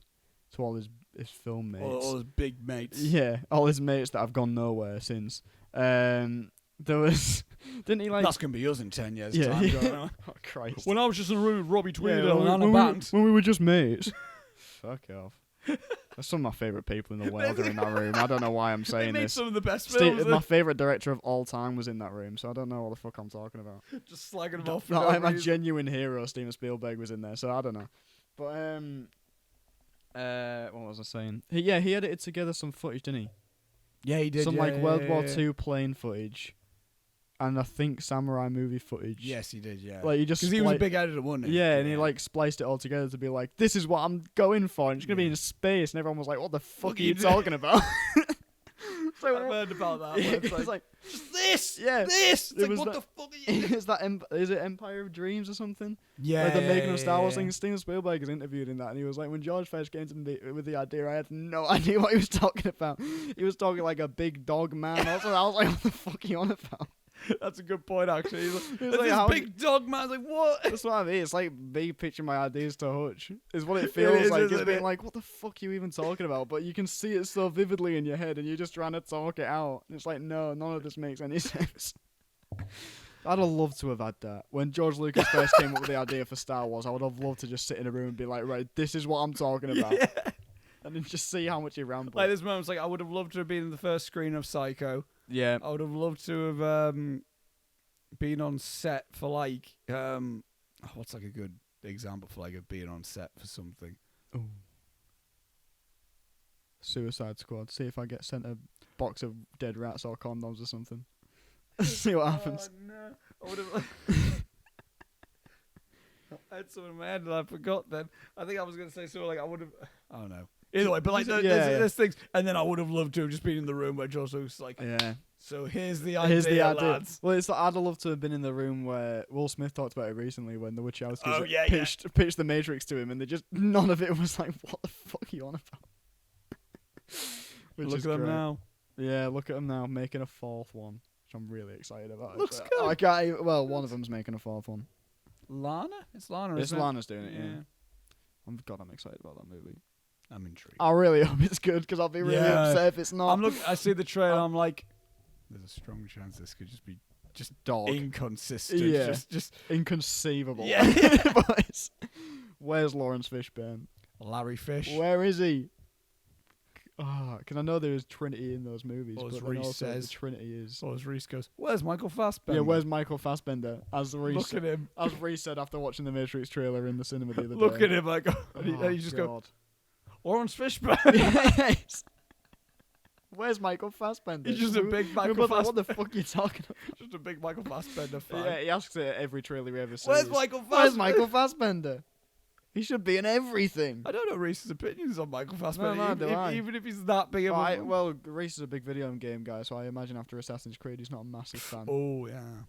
God, that movie sucked. Oh, I turned it off so fast. So bad. Before we continue going on with this, sorry. I want to say that is the end of our Yes. conversation within the Hidden Fortress. Good stuff. Indeed. Good I stuff. recommend it. I would recommend, just know what you're getting in for. Yes. And now let's That'd be go amazing. into the intermission section of the intermission. Yeah. So, if we're on about that in terms of, like, Yeah.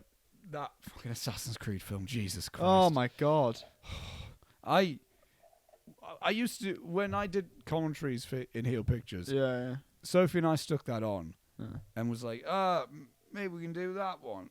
And then, because she played the games and I didn't, I like Fassbender. I'm a big Fassbender fan. Yeah. So I'm like, this looks, I bet it's not good. Let's watch it though. We generally turn it off and then just stop the commentary because we've got nothing to say. It's just bad. Yeah, it sucks. And I was like, It really sucks. Why would you make an Assassin's Creed movie and make the majority of it take place just in a facility? yeah. Why would you do that? What? I like the concept in the sense of like, it's not based on any of the video game characters. This is different. Yeah, it's a different character. I like that. Yada yada yada. But But Jesus Christ. Yeah. I think that. Have you played the games? I've played a couple. I'm not like a big fan of them. I played like the first one, and then I think like Brotherhood, which I think is the third one. Yes, it is. But I'm not big on them. But like, I hope one day there is just a good live action video game adaptation. Because I still don't think there's been one. I know that like the new Tomb Raider wasn't that bad. That was good, but it's not gonna. It's not blowing the doors open. Yeah, it's not like, oh my God, video game movies can be done. Yeah, it's not like the Batman Begins where it was like, oh my God. Oh my God, yeah. Like, I don't know. I'd love for a video game movie to do that one day. I don't know. That fucking Resident Evil one isn't gonna. No. The trailer for that's coming out today, actually. Yeah, it is. As of the time of recording this, we're recording this on Thursday. It comes out on Saturday. Comes out today. Apparently, I wonder what that looks like. Probably bad, I imagine. Probably bad. They should stop Resi. Stop. Yeah, it's like it's a reboot, isn't it? Yeah. But I mean, they should just leave that franchise. Yeah, just leave it alone. They just shouldn't. I keep saying to Lewis, what the perfect scenario for a Silent Hill game would be if Ari Aster was directing it. Yes. And if Robert Pattinson was the lead. That'd be cool. That'd be the perfect scenario. Yeah, it's never going to happen. That will never happen. But A24 did a Silent Hill. That's what I mean. Yeah. That would be the perfect thing. That'd be sweet. But it would never happen. No, it wouldn't. Because why would that happen? That's why what would I mean. Why would Konami just go, that game that we've got, and this studio that's doing films like the game we've got. There you go. But it's never going to happen. They just wouldn't. Like, I mean, Konami can't make a fucking Silent Hill game, never mind offer the IP to anyone. The one thing that's like, They would talk about Metal Gear Solid film, which like Jesus Christ, that would be bizarre. Yeah, like because people just go, oh yeah, it would be like a cool military game or a cool military movie or whatever. It's like Metal Gear that's not Solid what Metal Gear Solid is. You have no idea. There's like Big Boss and he's not Big Boss, and sometimes he is and sometimes Solid he isn't. Snake, there's Liquid Snake. Are they the same person? I don't know. Maybe there's that one time in Metal Gear Solid 2 where we just completely played as a different character or something, and no one liked him. The third one was just a prequel, but then it was like, God, Jesus. There's the bit in the is it the first game I think where the Psycho Mantis reads your memory card? Yeah, it's so cool, but you can't do shit like that in a movie. Gonna be? Yeah. Like, you can't just go, I see you like watching No Time to Die or whatever. Like, it's like... They're just hacking me. And the audience like, what? I did see No Time to Die last week. They're just hacking in my Letterboxd. Yeah, that's what I mean. But that's such a cool feature in that game. That it reads your memory card and goes, so I see you like playing Castlevania or whatever. And it's like, oh shit, that would be a good flick, actually. What's that? Castlevania? I know they've got the animated show. Yeah. But that could be like a cool, that could be cool. I'm unbelievably intrigued by Uncharted. Yeah. Because I love those games, but I don't... That's not going to blow any... There's no point in doing that as a game. Same reason why they're doing Last of Us. Why? Yeah. It's so, like... The game itself is so cinematic anyway. Yeah. There's no point in making that a movie. They can't quite hack it, because they've done non-cinematic games like Need for Speed. Yeah, which sucked. Was that Aaron Paul? Yes, it was. Yeah. It was like his first thing after he it was. God bless him. God. Sleeping Dogs, maybe. Sleeping Dogs could be cool if they really wanted to. They apparently Donnie Yen's in there. Right. They've got a film with Donnie Yen as Wei Shen. Really? But he's far too fucking old. He's way too like old for it now. Yeah. 52. Yeah, way Wei too Shen's old for like it now. late 20s, I think. But it's like the reason how they got John Cho to be Spike. Yeah, in he's Cowboy way Bebop. too old. Like, bless him. John Cho, 50-year-old John Cho, playing Spike Spiegel, who's like in his late 20s. Yeah. Fucking come on. Yeah, why? I love John Cho. Yeah. But he's not Spike. Incredibly talented man, but he's not that. But I think that's the thing with the Uncharted movie, is that like the casting's fucking way off. Like 10 years ago, they were like, Mark Wahlberg. No, they were Nathan Fillion. They wanted Nathan Fillion. Which would have been perfect and would still be perfect. They released that short film with him playing Nathan Drake, and it's so fucking good. Isn't he old? Is he too old? I don't know. I don't know Nathan Drake. He's probably too old now. But that short film came out like 2 years ago, and it's still... Right. He still looks good enough to do it, but I just... Who would be like... I don't know. I haven't played Uncharted, so I don't know in terms of like for a character point of view. Do you know who would be good? Pedro Pascal. Who's Joel in The Last of Us now? But he would be pretty sweet. Yeah. He has the charisma to do it. Yeah. It's like who do you think would be a good? It's basically asking the question of who do you think would be a good replacement for Han Solo to do a young Han Solo. Is basically what because it's basically the same. I didn't character. mind Taron Egerton as a possibility for that. Taron Egerton. I don't mind that. Yeah. I think whatever he's called, All the Vowels, did a good job in Solo Star Wars. Alden Ehrenreich. That guy. Yeah. He was pretty good. Yeah. No, I liked him a lot. I think I liked him for the fact that he wasn't just trying to do a Harrison Ford impression. Yes. Yeah. Which I enjoyed. But Tom Holland's way too young for me. 25. Yeah. Yeah. He's too young to be Nathan Drake. In my agree. eyes. I do. I know that they're saying, the movie's like a prequel to the games. But why can't it just be like? But it's like, why just do the game? Just do the game, because that's what people want to see. And I don't necessarily mean shot for shot the game. I mean just just take the story of the game and adapt it into a film. Adapt the game. Yeah. Like, no one wants to see young Nathan Drake. We saw it in Uncharted 3 anyway. There's missions of it, and it's not... Right, yeah. It's like the weakest parts of that game, in my opinion. Right, okay. In my humble opinion, it's just one guy. But, like, Mark Wahlberg as Sully is fucking way off. That is, like, unbelievably out of the wazoo. Yeah. Like, I heard it, and I was like, the only reason that's happened is because he was attached to play Nathan Drake for ages, and now he's too old for it. Yeah, he was. But they want to keep him attached, so they've got him a Sully instead. But he's not old enough for Sully, and he's too old for Nathan Drake. So it's like, just don't get him involved anymore. Just fucking sack him off. Ghost of Tsushima could be good. That could be good. It's because it's staying in the relevance, because they've immediately went like, we're doing this. They're doing a second game, aren't they? That hasn't been announced, but fucking they will. come on. Yeah, come on. I'm so happy that that's been like, Yeah. because it's like it's still currently in the zeitgeist at the minute of it. Yeah. But it's not gonna be. It's gonna be late enough to where it's not gonna be like that's too soon. Yeah. But it's not gonna be too soon to be like. Yeah. It's gonna be good in between, and they've got a Chad fucking. Stahelski's a Chad great Stahelski choice. Not someone I would have immediately thought, but like I like that choice because it's like, oh, you're definitely going with a style then for it then. Which is cool. I hope they. Speaking of Kurosawa for this episode, I hope they go Kurosawa with it in terms of the visuals, in the cinematography and stuff. Yeah, colour. Keep it in colour, obviously. Keep it in colour. Do like the cool, because he plays a lot with colour theory. Does Chad Stahelski anyway? In the John Wick movies, he plays a lot with vibrancy and all that kind of stuff. Even hang on, let me find like a, because there's a. This is just I haven't seen the film yet, but this is an example of when Kurosawa did. Colour. This is the first time on the podcast where we've had like you show me visual things. This is the an example of what Kurosawa has done with colour. Oh, cool. Yeah, stuff like that. Like that could be like a thing. With getting all Japanese cast. Oh don't you fucking dare cast Keanu Reeves. No, I love him, but don't you fucking dare. But he's not Japanese descent. No, don't. Jesus Christ, don't do it. It'd be like was it that movie that was about the Great Wall of China or something? Matt Damon was the lead. Yeah, but he wasn't playing Chinese. Was he not? No, he was playing an American traveller. Oh, okay. Well, then fair enough. But I know what you mean. But it's like when they got like John Wayne to play Genghis Khan. Yeah, exactly. Come on. What's the context of that movie, The Last Samurai? I haven't seen it. Is that Tom Cruise in that? Yeah, right. He's not the last samurai. Right. He's an American military guy. Okay. They go over to Japan. He gets injured. He then gets taken in. Okay. And trains as a samurai. He fights with them and like gets to know them, but he's not. He's not the last samurai. Okay. And Ken Watanabe isn't the last samurai. Right. Samurai is plural. They're the last group of samurai. Oh, I see. Because it's like coming towards the end of that thing, because guns and shit. Yeah. So is that a good movie?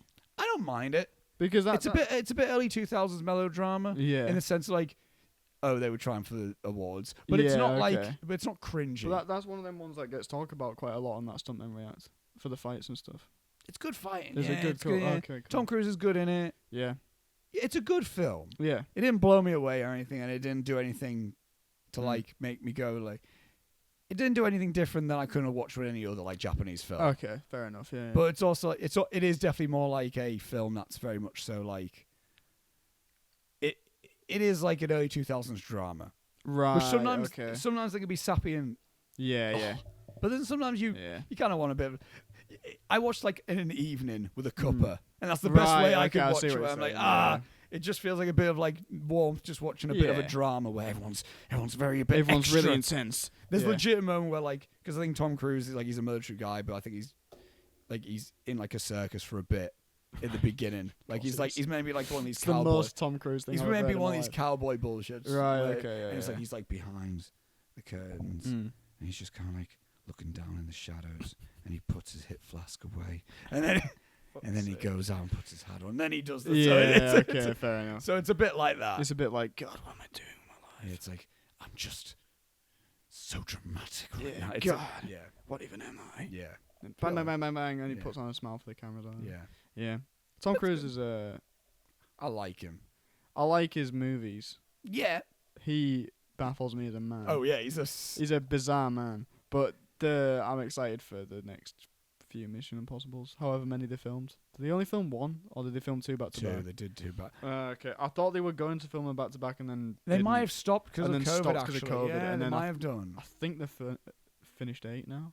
It might have done. I think they went back to it or something. They did, yes. Yeah. Because they were filming that near where I live. Really? 7 they were filming near where I live. I know. It was in Yorkshire for a bit when they filmed it. Oh, really? Yeah. Cool. I hope those are good as the other ones. I think they will be if they've got. It's the same people behind McQuarrie. it. Yeah, it's just. Is it McQuarrie? Yeah, McQuarrie. Yeah, he's back. That looks. Yeah. Which I have faith, man. Yeah, I think he's done the best few. Yeah. Mission Impossibles. Well, yeah, I think Fallout's the best. Fallout is unbelievably the best one. Rogue Nation's solid. See, I think Rogue Nation's really forgettable. I find that with Ghost Protocol. Oh, see, I love Ghost Protocol. I only remember the Dubai thing. That's all I remember. Okay. That's all I remember. I think for me it goes Fallout, Ghost Protocol, Rogue Nation. And then the first 3 I can interchange. I like 3 a lot. Probably the first one I like the best. Second one's Oh, that's easily the undoubtedly worst the- one. that's- It's easily the worst That's one. the bottom. So much floppy hair. I like the I like one of my favorite moments is the opening where it just whoosh, oh yeah. and then just like, this message will self-destruct in 5 seconds. Oh yeah, it's bro. Bam, bam, bam, bam, dan, dan, dan, Limp Bizkit It's starts just- playing. I think just his hair's so long in that The movie. fucking doves. Oh, the Yeah. doves, yeah. Yeah, the bit where they're just riding a motorcycle and then they jump and then they just. It's so John Woo.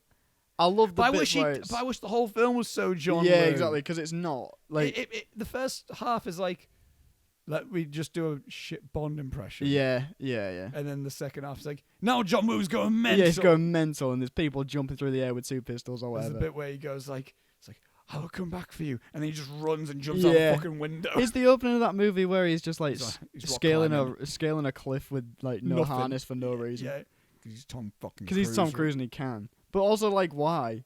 Because he's Tom fucking Cruise. Yeah, Robert. fair enough. He needs to show off, doesn't he? Yeah, okay. It's like I when think- Angelina Jolie was Hollywood's mental actress. For a Yeah, little true, bit, yeah. Where she like, did she have like a veil with like Billy Bob Thornton's blood in it when they were going out? Yeah, of something the like that. air? Yeah, weird. Yeah. Don't do that.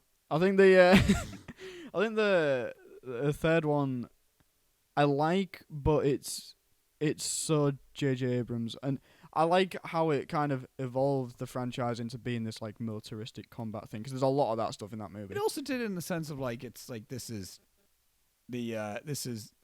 we're now focusing on the character for a Yeah, bit. exactly. Yeah.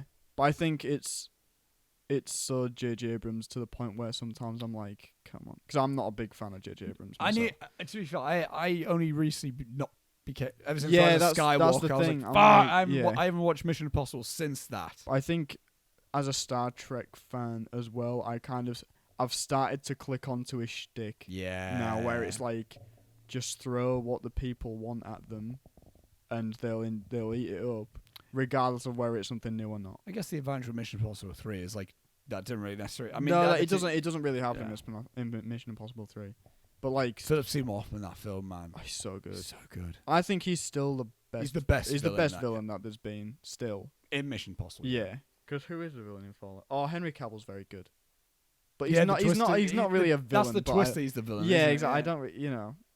Spoilers for Fallout, I guess. If you haven't seen it by now, You you can't fight the friction. oh, that is one of the best trailers ever edited. It's so good. You can't fight the pressure. It's so good. Oh, that trailer's fucking amazing. Oh, it's Sometimes I'll just go back and watch that trailer. I'm not gonna lie. Sometimes I've seen the movie like 5 times. Sometimes I go and watch the trailer. It's great. It's like the. I've only seen the film once. I really need to Oh, it's watch so it. good. I would love to. Well, it was on. rewatch It was on Netflix for a bit recently. Was it? Yeah. Wouldn't mind a Mission Impossible. Is it Reese that hasn't seen them? Yeah, Reese hasn't seen him. I don't Oh, think. we need it. Yeah, we should. That would be a good commentary. That's not even just a comedy. Just to sit watch and him. just- Yeah, true. We'll have to watch him on your telly. Yeah. Because Jesus Christ, after last night, I want to watch anything on your telly. That's like everything. We're playing Detroit at the minute. Oh, it's so good. Yeah. It was a good time. Yeah. I think. Oh, what was I gonna say? It's like the Force Awakens trailer too. One of the best trailers ever fucking edited. Chewie. Whoa. Oh my god. It's- I watched. That must be the trailer that I've watched the most times. Ever. Dark Knight Rises trailer 1. I think I watched loads. What, the one where it's just like the footage of the old movies and then Jim Gordon is like, Batman's gonna come. No, that's the teaser trailer. Oh, okay, I see what you're saying. I did the one after that one. Yeah, okay. God. Keep in mind I was like 16. Yeah, so you'd have been well on the hype for that. Because I was 12 when that movie came out. You wouldn't give it a fuck. So I don't care. I was like, yeah, alright, do what you want. No, I watched Batman, but I I was was like, not 12. I was 11. you would have been, yeah. The film came out in It was 2012, wasn't it? but it was like, I remember like, yeah, I didn't care because it was Spider-Man was coming out. that's right, yeah. So I was like, yeah. fucking Spider-Man. Now for me, I remember just being like, because it was like, And Avengers. I think there was rumors that they were going to play the teaser trailer before Sherlock Holmes: Game of Shadows. Oh, It was really? Warner Brothers. Right, okay. So Uh, then did you go see Sherlock Holmes simply for the trailer? No, I went to see Sherlock Holmes for Sherlock Holmes. Yeah, well, yeah, but But- yeah. I did have it in the back of my mind. I was like, is this gonna, it didn't play. Did it not? No. But no, was it that? No, it wasn't. Never mind. What's that? I think the Hobbit trailer also got played at some point because that was like an Okay. unexpected journey. An unexpected journey. God, I hate that trilogy. Well, I don't hate it. Yeah. I don't want to go on a tangent about The no, Hobbit, but I don't hate that trilogy. I just think it should have been 2 movies, like it was initially planned to be. And there and back again. Yeah. Yeah, I agree. Because there's not the whole 3rd movie just isn't in the book. No, it isn't. No. They just made it up. Yeah. Which is like, just don't do a 3rd movie then. Just make the fight with Smaug be the ending of the 2nd movie. Yeah. Bilbo goes home. Exactly. It's all good. Because the 2nd one's the best one. It is. Like Desolation of by Smaug. far, it's the best one. I enjoy. Again, I was all right with Unexpected Journey. It's fine. I think I was, the stuff with the CG is the stuff that I get annoyed with in those movies. Desolation of Smaug. I legit was like, this is fucking. Yeah. I'm into this. Yeah. And then like there and back. No, the Battle of the Five Battle Armies. of the 5 armies. With only 4 armies. Yeah. Yeah. Good. Excellent. No. And they like kill Thorin off. Yeah. Who doesn't die? They kill a few of the dwarves that are like they don't. They die. try to make it epic when they didn't make it epic. It doesn't die in the movies. None of them die in the movies. The book. In the book, sorry. Yeah. It's weird. They did die in the movie. They did die in the movies, but they don't die in the book. Like the White Orc thing. That's. But another thing. Yeah. You know what? Films, they need to do this more. Yeah, go on. We need more original songs in films. Yeah. Because the end of Desolation of Smaug, where it's like that Ed Sheeran Where Ed Sheeran song, comes on. like, I see fire Yeah. inside the. It's good. I sometimes hear that song on my playlist, and I go like, "Fuck, this was It's a good song." I'm sorry to Julia's family. They all hate Ed Sheeran. It's literally a running joke that Ed Sheeran's the worst. Okay. Which I don't mind Ed Sheeran. He's Don't fine. have an opinion. That's what I mean. He's fine, but He's completely inoffensive to me. That song's good. It's a good song. Yeah. But I like that. Like I like how I liked looking forward to a Will Smith movie coming out and being excited for a new Will Smith song. Nod your head. The black suit's coming. Let me see you nod your head. Yeah. Like this. What's the best? Which is the best Men in Black song? Is it 1 or 2? 2. It's 2, isn't it? Yeah. Oh, you agree? Well, I like 1. One's good. I like the Men in Black. It's good. Galaxy Defense. Yeah. Oh, nah. The good guys dressed in black. Yeah. It's so good.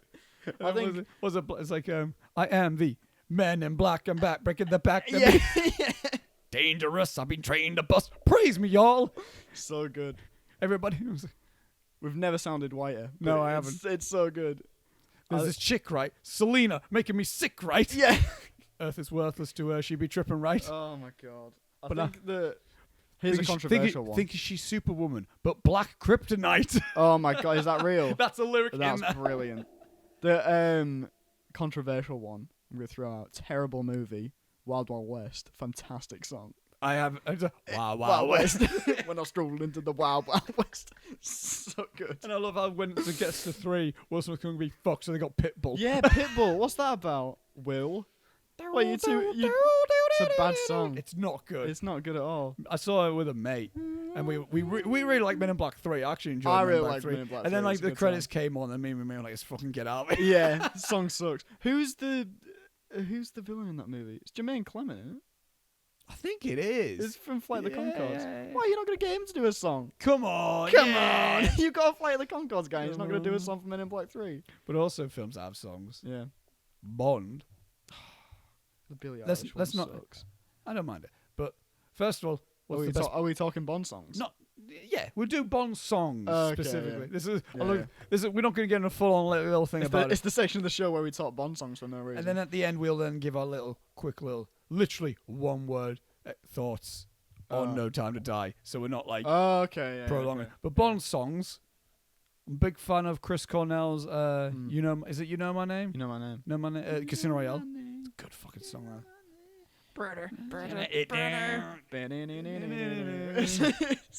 With the opening as well. Yeah, it's a good it's fucking a nice opening as well. I like the graphics on that. Aha with the Living Daylights. What's that one go like? Hmm? What's that one go like? I don't know that one. Come on. No, because I can. No. Do you know why? Because you go. How does that go? I'm gonna go. Living Daylights. Okay. Like so, I can't think of like any. I can't. Yeah. But if hang on, no, we're gonna copyright. I can't just play it. Yeah, you can't just play it. We'll It's get this. copyright strike. It's this, but it's like it's a good tune. All that sweet coin we make off these YouTube videos. No, it's more so I don't want to be blocked like the Yeah, fucking true. thing. Yeah, the Avatar fucking video. Maybe if I can just quickly, very quickly. Because I'm trying to think of good ones. I mean, I know what my favourite one is, but I don't want to just say that straight off the bat. I think Skyfall's good. Skyfall's good. Skyfall's a good one. Ooh. And then hang on. Ooh.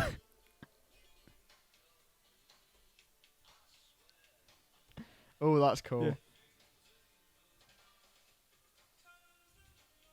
Yeah. Yeah, I like this. Yeah, 1987. So it's yeah, like it's the most 1980s Bond song you've ever I heard. dig it. Yeah, it's good. Underrated Bond flick as well. Yeah? It's my second favorite Bond film. Oh, Genuinely, wow. Living Day. Timothy Dalton, my favorite Bond.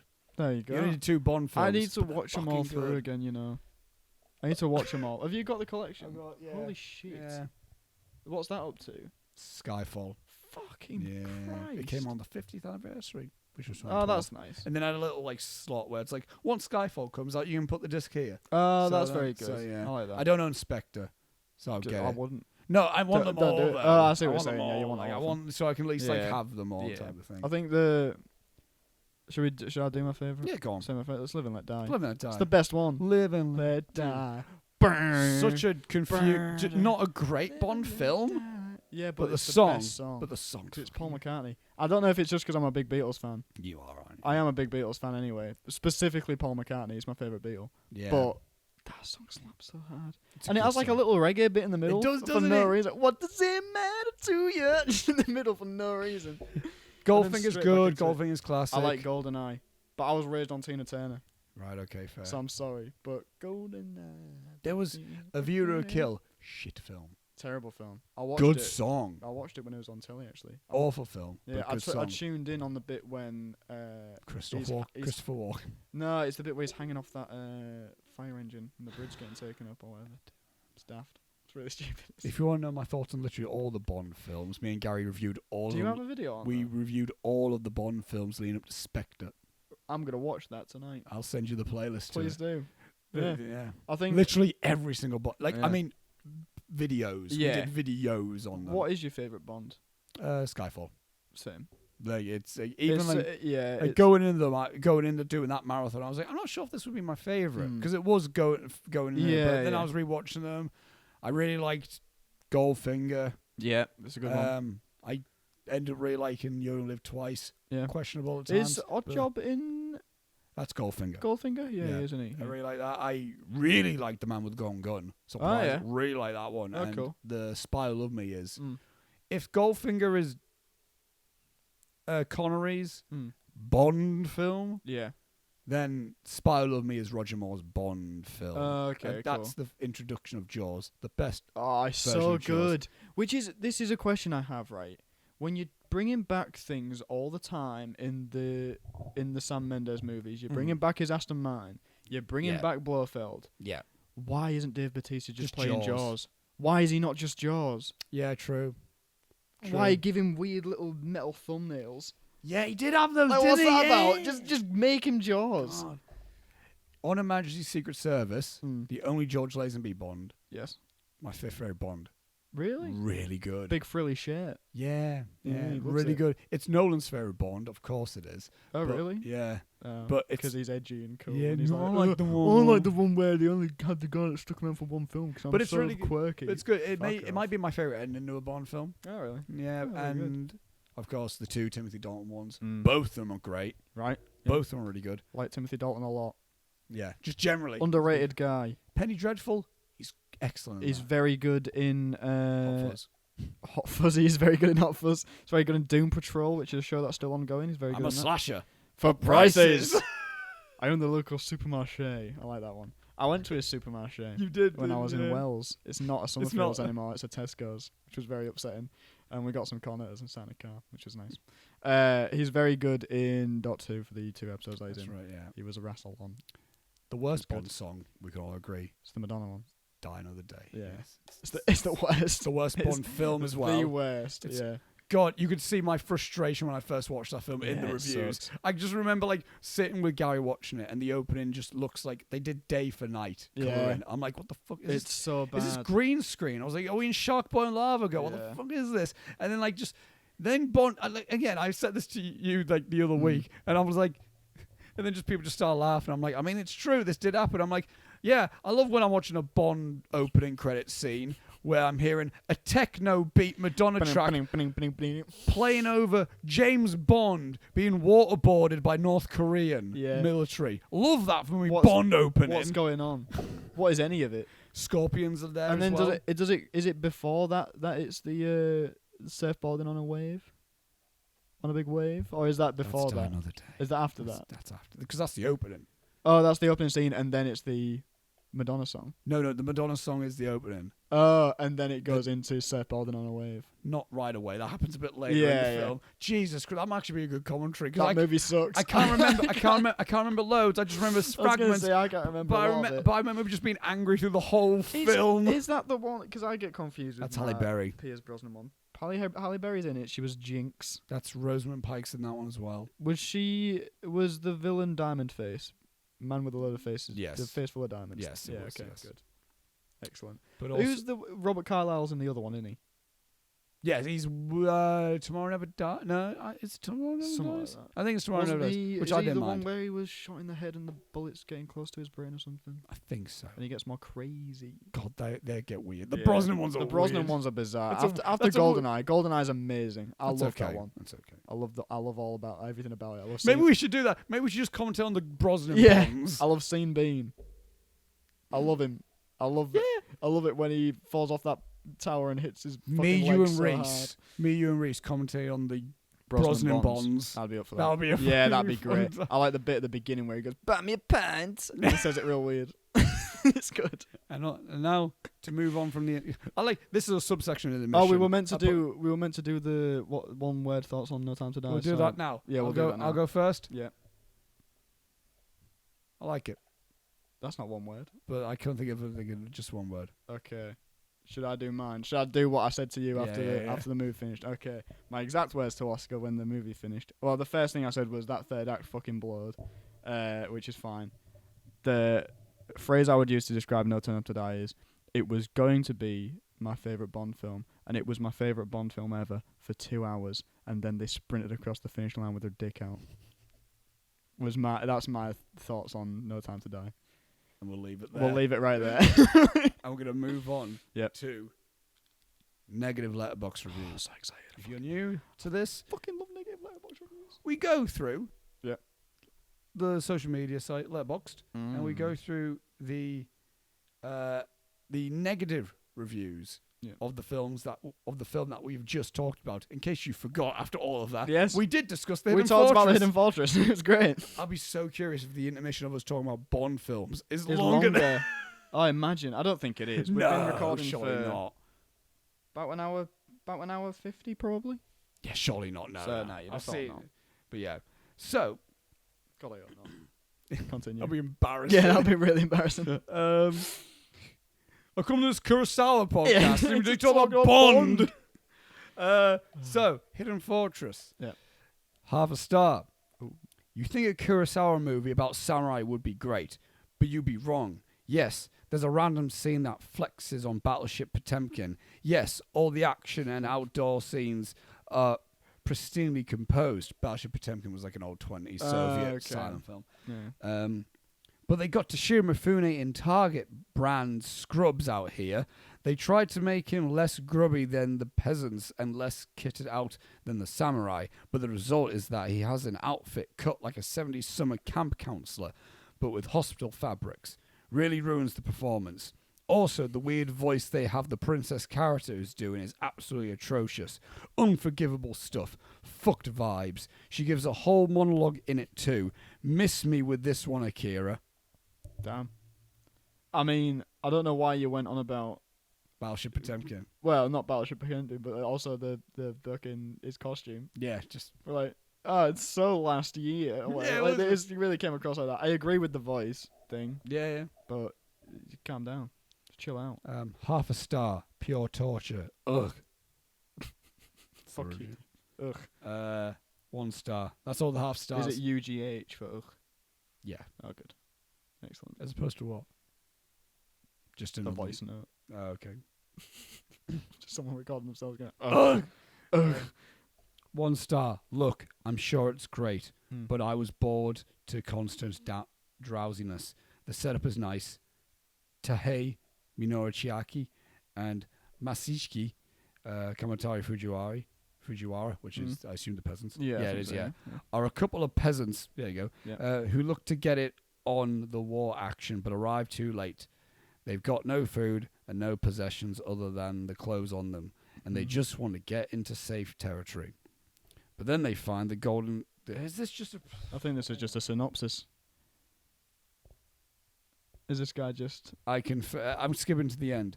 I couldn't concentrate much longer and had to play chess and let the movie play. I confess I didn't pay much attention for the majority of the film, which is now how a movie is supposed to be watched. Shame on me. Oh, so that took a twist. I would say... Yeah, well... Shame. Shame on me.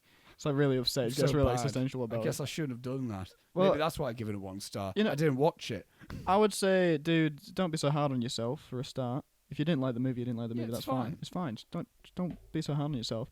But also, don't try and flex like you're intellectual on Letterboxd with your. Ooh, I stopped the movie to play chess. Fuck off. No, you didn't. You went and played Cluedo like the rest of us, like us scrubs. You went and played Kaplunk. Cluedo's a solid fucking game. I like Kaplunk. Also. Kaplunk? I don't think I played Kaplunk. It's not. It's like a ball thing. Have you ever played Kaplunk? Do you know what this is? It's like a tower with like a ball thing in it, right? With loads of marbles in. I have played Kaplunk. And you've got like sticks going through it, and you have to pull the sticks out and try and get the marbles down. Yeah, great stuff. But I love Kaplunk. Can't against humanity if you're a grown up. Yeah, you can't play it by yourself though. No, Mousetrap's good. I enjoy Mousetrap. Yeah, that's a good. Don't Wake Dad.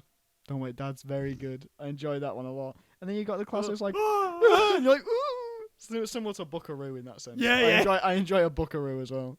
Well done, everyone. A fucking that marble thing always is chaos in parties. Yeah. You go around a mate's house and they do it, then someone just boot it and then just go flying. Like, for fuck's sake, man. And then there's marbles everywhere, and then the mum's like, oh. Yeah, sucks. And then you find one under your settee like 3 years later or whatever, and you're like, where the fuck does this marble come from? Oh, Kaplunk. 1.5 stars. While this was super enjoyable and as usual well constructed visually, it's messy, incoherent plotting hardly measures up to Kurosawa's usual fluid story structures. I think in general it's well accepted that A New Hope is a strong improvement over this, and I would agree. The lack of a central character hardly suits a story like this, and it only serves to make the plot lines often incomprehensible or even laughably convenient at times. This, paired with the rather shallow world building and inconsistent pacing, makes this whole watch feel a little janky and off kilter. Before you say anything, Robbie, I want to say, like it says, not really much world building. It's just feudal Japan. Yeah, this isn't a mystical world. No, it's just feudal Japan, mate. I don't like the as well. I think it's widely accepted that Star Wars is a better version of this. This isn't Star Wars, dude. Yeah, chill out. It can be an influence on something without being the thing. Yeah, I hate that. I mean, it's not like it's saying that it's an influence on Star Wars. Star Wars isn't a remake of the Hidden Fortress. Yeah, it doesn't mean that Star Wars is a shot-by-shot remake of this. Like, shut up, man. Get the fuck out of here. I didn't even like this movie that much, but fuck you. Get out of here.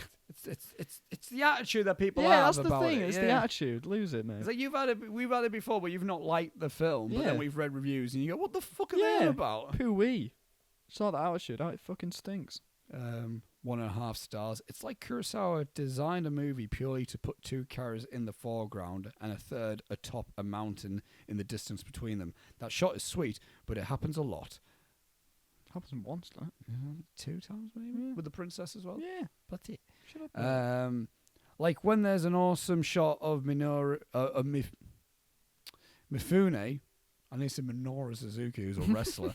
Mifune riding his horse. That is repeated 3 times immediately after it. Yeah. Like Kurosawa high-fived his editor and yelled, "Fuck yeah, again, do it again!" and while that's a cool impulse, it makes for a movie of arbitrary choices and narrative ellipses. The peasant character is presumably Lucas's inspiration for C-3PO and R2-D2. Yes. That is, if Lucas never read a single work of Shakespeare or watched nearly any Western, or exhausts him. Did you just call out Lucas for not being cultured there? Is George? Are they saying that George Lucas did read a lot of Shakespeare? I have no idea. Why would you know that? That's this, so weird. This could have started at the 50-minute mark and been way more interesting movie. We discussed that. I'm writing a lot because I've heard forever that it's a masterpiece. But that's likely for the terrific set pieces, which they're fucking good. Yeah, they are good. The Fire Festival. Yep, solid cool. shit, the sword fight. Yep. The ending.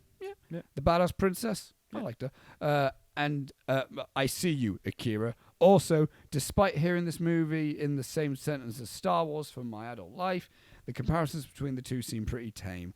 As a bridge from goofy American westerns to Star Wars, sure. Yeah. That was an okay one. That was okay. That was fine. I enjoyed the visual of Akira Kurosawa. Fuck going, yeah, Fuck again, do it do again, it do it again. again. I liked that. I like that as a funny visual. Good on you. 2 stars. It's a classic, so I have to love it. That's meant to be irony. Oh, I It's meant to see. be sarcasm. Nearly flew straight over me, that one. 2 stars. I had so much trouble getting into this one or caring, possibly because the story follows 2 characters I don't care about at all. Yep. Okay. Same. 2 stars. I know Star Wars, blah, blah, blah. I like... Does it actually say blah, blah, blah? It says blah, oh, blah, blah. good. I Excellent. like Mifune, the princess, and the ending. However, that's about it. If the 2 peasants weren't in it, it would have been so much better. It's a case of them just continually bringing the whole thing down. They're always getting in trouble, always super cowardly, and just don't do anything for me. They're more Jar Jar Binks than R2-D2-C3PO. I wouldn't say that. I agree with the sentiment. I don't agree with your last statement. No. But I agree with the idea that they're just fucking annoying and they don't do anything for you, which same as bro. 2 stars. I like the part that I like the parts that were Star Wars and the spear fight. I normally love Kurosawa's movies, and this one is incredibly influential, but it's also repetitive as all hell. It's mostly just the 2 bastards going back and forth on whether they're going to take the gold or be Toshiro Mifune's bitches. I hated the weird singing climax. This movie is paced like one of those dreams where you're trying to do something cool, but also some bullshit keeps getting in the way. Did I write this? That's my thoughts on the movie, and it's also worded in a way that I would talk. It is. That's really weird. Who wrote that? Someone called Kyle Moon. Oh, good on you, Kyle. Yeah. Feel like we should be firm friends. Get in contact with him. Yeah, get in contact, Kyle. His Instagram's in the description. Yeah. And the final one, 2 stars. So this explains where George Lucas got his inspiration to make Jar Jar so insufferable. So there's no real Hall of Fame in this No, there section. isn't, yeah. It's just a lot of like, so George Lucas, so Star Wars. There's a lot of Star Wars. This isn't Star Wars. Yeah, Jar Jar Binks joke. Overplayed. Not a big fan of this review section. No. What was last week's? Was that alright? I don't think it was. What was last week? Dazed and Confused. There wasn't a good one there. No, there wasn't a good one there there wasn't. either. We haven't had a banger since, like... Goodfellas. Yeah, Goodfellas had a good one. Spirited Away was fantastic. that was really good. I enjoyed that one a The lot. Goodfellas one where it was just a review of Goodfellas pizza. Yeah, that was a good one. I enjoyed that. Spirited Away had a fucking Yeah. priest. I had to delete the Goodfellas pizza photograph that I had on my desktop for ages yesterday. Just make some space. I was real sad about it. Don't know why. I got. Did you have it for that long, did Yeah, you? I just keep it on my desktop. My desktop was a mess, so I cleaned it up Right. yesterday. My desktop's on my desktop's abysmal. Yeah. But that is our review for Of Hidden Fortress. Looking at negative Letterboxd reviews, Yeah, boy. we have come to the end of our journey on the Hidden Fortress, and there's a little bit of a teasy tease. Oh my god. Well, it's not. I'm outright going to tell you. Okay. The category that Robbie chose for next week. Okay. Robbie chose the category for musical. Yeah, this is gonna be. I'm gonna do a dance for our video listeners. And I didn't know which one to choose for musical. Yeah. I was torn between either Singing in the Rain or this one, but I thought, you know what, this one's going to be a bit more relevant as the years go on, as the year goes on. As the year goes on, because next week we are going to be talking about the Best Picture winner, West Side Story. It's one of them. Do you know anything about this? I know that Spielberg's doing it this year. That's all you know I about. know that it's one of Julia's favourite movies. Oh, does she like this? Does She loves this movie. This is my mum's favourite film. Yeah, she's a big fan. So I feel like I have to like it. I feel like I will like it. I like musicals. Do you know any songs in this? Nope.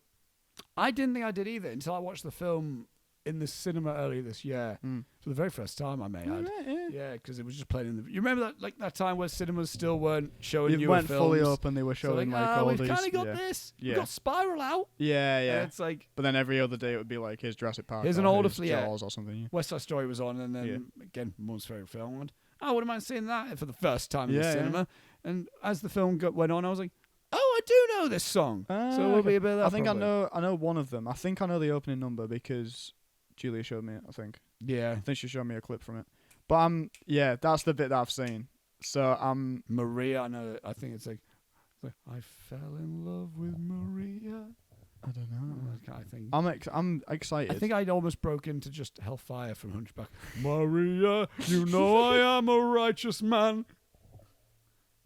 Don't cry for me, Argentina. That's one that I know. But that's not any of the things that we've been talking about. That was Evita. Yeah. Which I went to see. Is that Ave Maria? Is that Ave Maria? Is that a song? I don't know. Ave Maria. No. Sounds like it would be. But I'm excited. Maria has clearly got many people in fucking like loose. Many people in emotional romantic states. I bloody love a musical.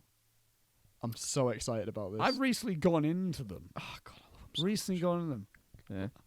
Big Great Showman guy. I enjoy that. Yeah, flick. Great Showman's great. The La La Land, even though it's not really a musical. I know that you don't like it that much, but I don't mind it. Stay tuned for a comedy that will happen. Yeah, we'll do it at some point. It's one of my favourite movies. You don't like it that much.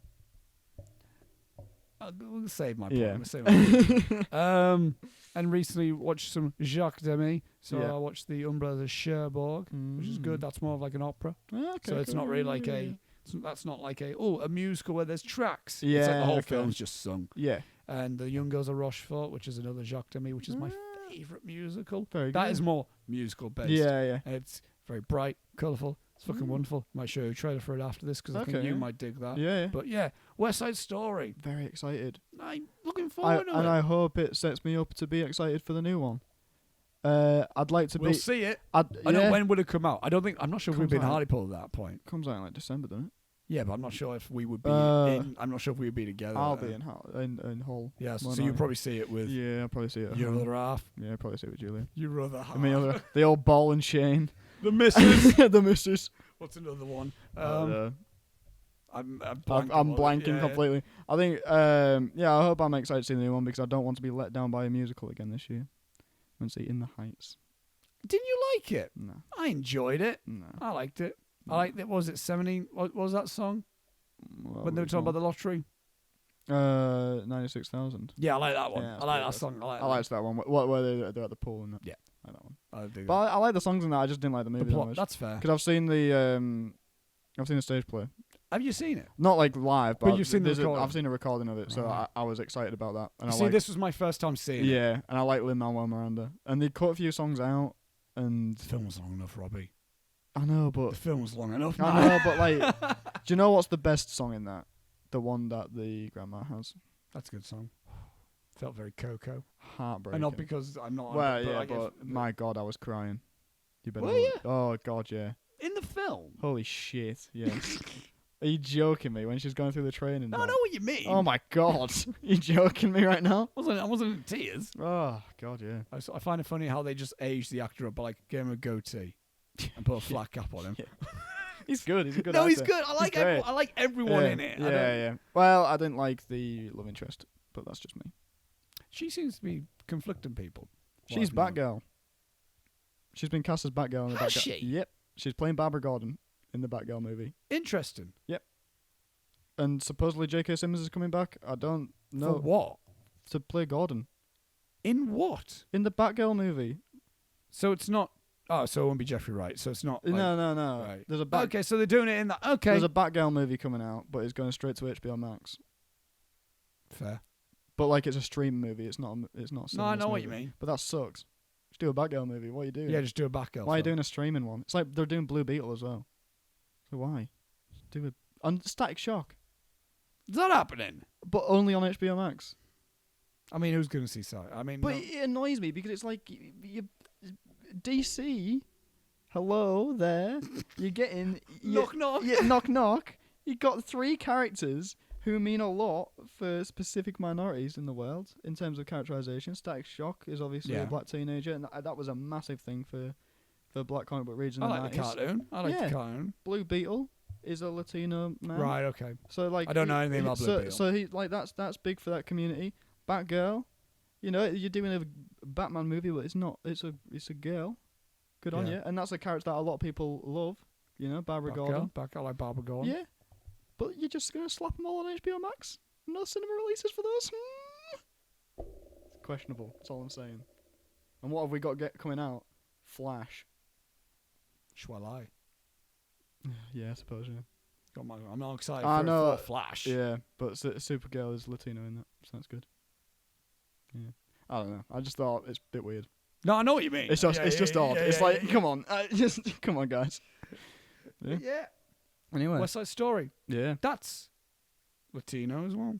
It is. There's Which intrigues me. Yeah, no, it's good. I kind of want to listen to one song now. Am I just sticking on? But yeah, so that's going to be next week. Yes. West Side Story. That'll be the penultimate episode of season 3. Which it won't be technically because we're going to do a season finale and then and now next week. And then next week is the Halloween special. So it's basically, but first musical we're going to be talking about. I'm so excited. Should we just sing the whole episode? No, we won't. Oh, can't we? We won't have a rhythm. Welcome to the Intermission podcast. There goes. My thoughts on this film. I really like the cinematography. One day more. Just break out. It's fucking lame this. Empty chairs and empty tables. My friends, don't ask me. I've been I'm sorry. It's Eddie Redmayne. Let me go. Empty chairs and empty tables. Imagine Kermit the Frog singing it. It's that. I've been to where Russell Crowe gets fucking murked in that movie. You what? You know when Russell Crowe falls off that bridge? And I'm Javert. Yeah, I do it. Been to that bridge. You have, haven't Been you? to that bridge. It's in Bath. It's one of my favourite. It's funny as fuck. It's one of my favourite. It's so good. It's yeah. Julia's at uni in Bath for anyone wondering. So when I've gone to visit her, it's there. It's like right in the middle as well. It's like you have to go past it every day if you want to go to the shops or whatever. So that's where fucking that guy died. Not Jean Valjean. Javert. Javert. Yeah, there you go. Jean Valjean is huge. Prisoner 24601. Fucking Christ. God bless him. He was really trying to sing that one. He would bless him. Yeah, God he's bless a rock singer, so it's not. He knows what he's doing. But I mean, it's a different ballgame, isn't it? Completely different. I mean, it's like I'm not. He's singing on set, so there's no like. Yeah, like I'm not giving Robert Plant. Yeah. Like do opera. Yeah, exactly. Do family opera. Him, Robert Plant. Go on. Did you know fucking I'll Do Anything for Love is on SingStar? That's a long ass song. That's a long Imagine song. doing that. Oh, the 7-minute version? Yeah. Holy shit. What's the need? That's ridiculous. This has been the Intermission podcast is gradually becoming. It's just rambling. Come and watch. We're doing a film for a little bit, Woo. but then we're just watching. We're just gonna bullshit for a bit. I'm interested in the comments of this one. I am. There won't be, but I'll be but interested. there might be. There might be one guy like you just talk. Yeah, what are you talking about? I mean, we did talk about the film. Yeah, but if you give that much of a fuck, you could have stayed and watched all this as well. Exactly. We just. Do you know what this is the equivalent? Do you know what this is the equivalent of? We've actually this is the equivalent of like we go on an event. You come and visit us. You see us do the event. Yeah. But we're also having drinks after the show, so you can stick around if you want. Yeah, stick around if you want. You've heard us talk about the movie. If you're really that bothered, then you can leave. But if you're like, I want to hear what they keep doing. Yeah. That's what. I like how that's what we've kind of morphed this podcast into now. It's a good time. It used to be like, let's talk about the films and strict. Now it's like, let's talk about the film, Robbie. And then let's just chat a bit about Bond. A lot of Bond. Yeah, a lot of Bond. And we sang at the end there as well. This was a good. It's a good section. I rapped a bit. Did a bit of rapping. Christmas rapping. Just good song. Is it? I don't know that song. You know that song. I'm not gonna ask. I'm not gonna do it. But there's we'll do it afterwards. Okay. Yeah. So guys, thank you all for watching. Links in the description. Yeah. Again for mental health information and help, as well as Instagram and Letterboxd links for us and the Intermission podcast itself. Yes. Anna's GoFundMe. Anna's GoFundMe's there. Isn't there as well? Give her support. I think she's aiming to get a 500. Oh my goodness. Is she close to 300? I think she's got 300. Give me an extra. I think she has. I could be wrong there. I feel like I'd only be a good man at least chipping something there. Oh, I'm gonna. Yeah. I'll do that right after we stop recording. Yeah, When I'm uploading this footage on there, then I'll donate. I'll do it tomorrow when my dad's money comes through. That's fair. Because I've currently got £2 in my bank account, so that's not a good idea. That's fun for tonight. Yeah, it's gonna be great. Can't wait. And see you next week, everybody. See you next for week. West Side Story. Woo. And goodbye. Bye.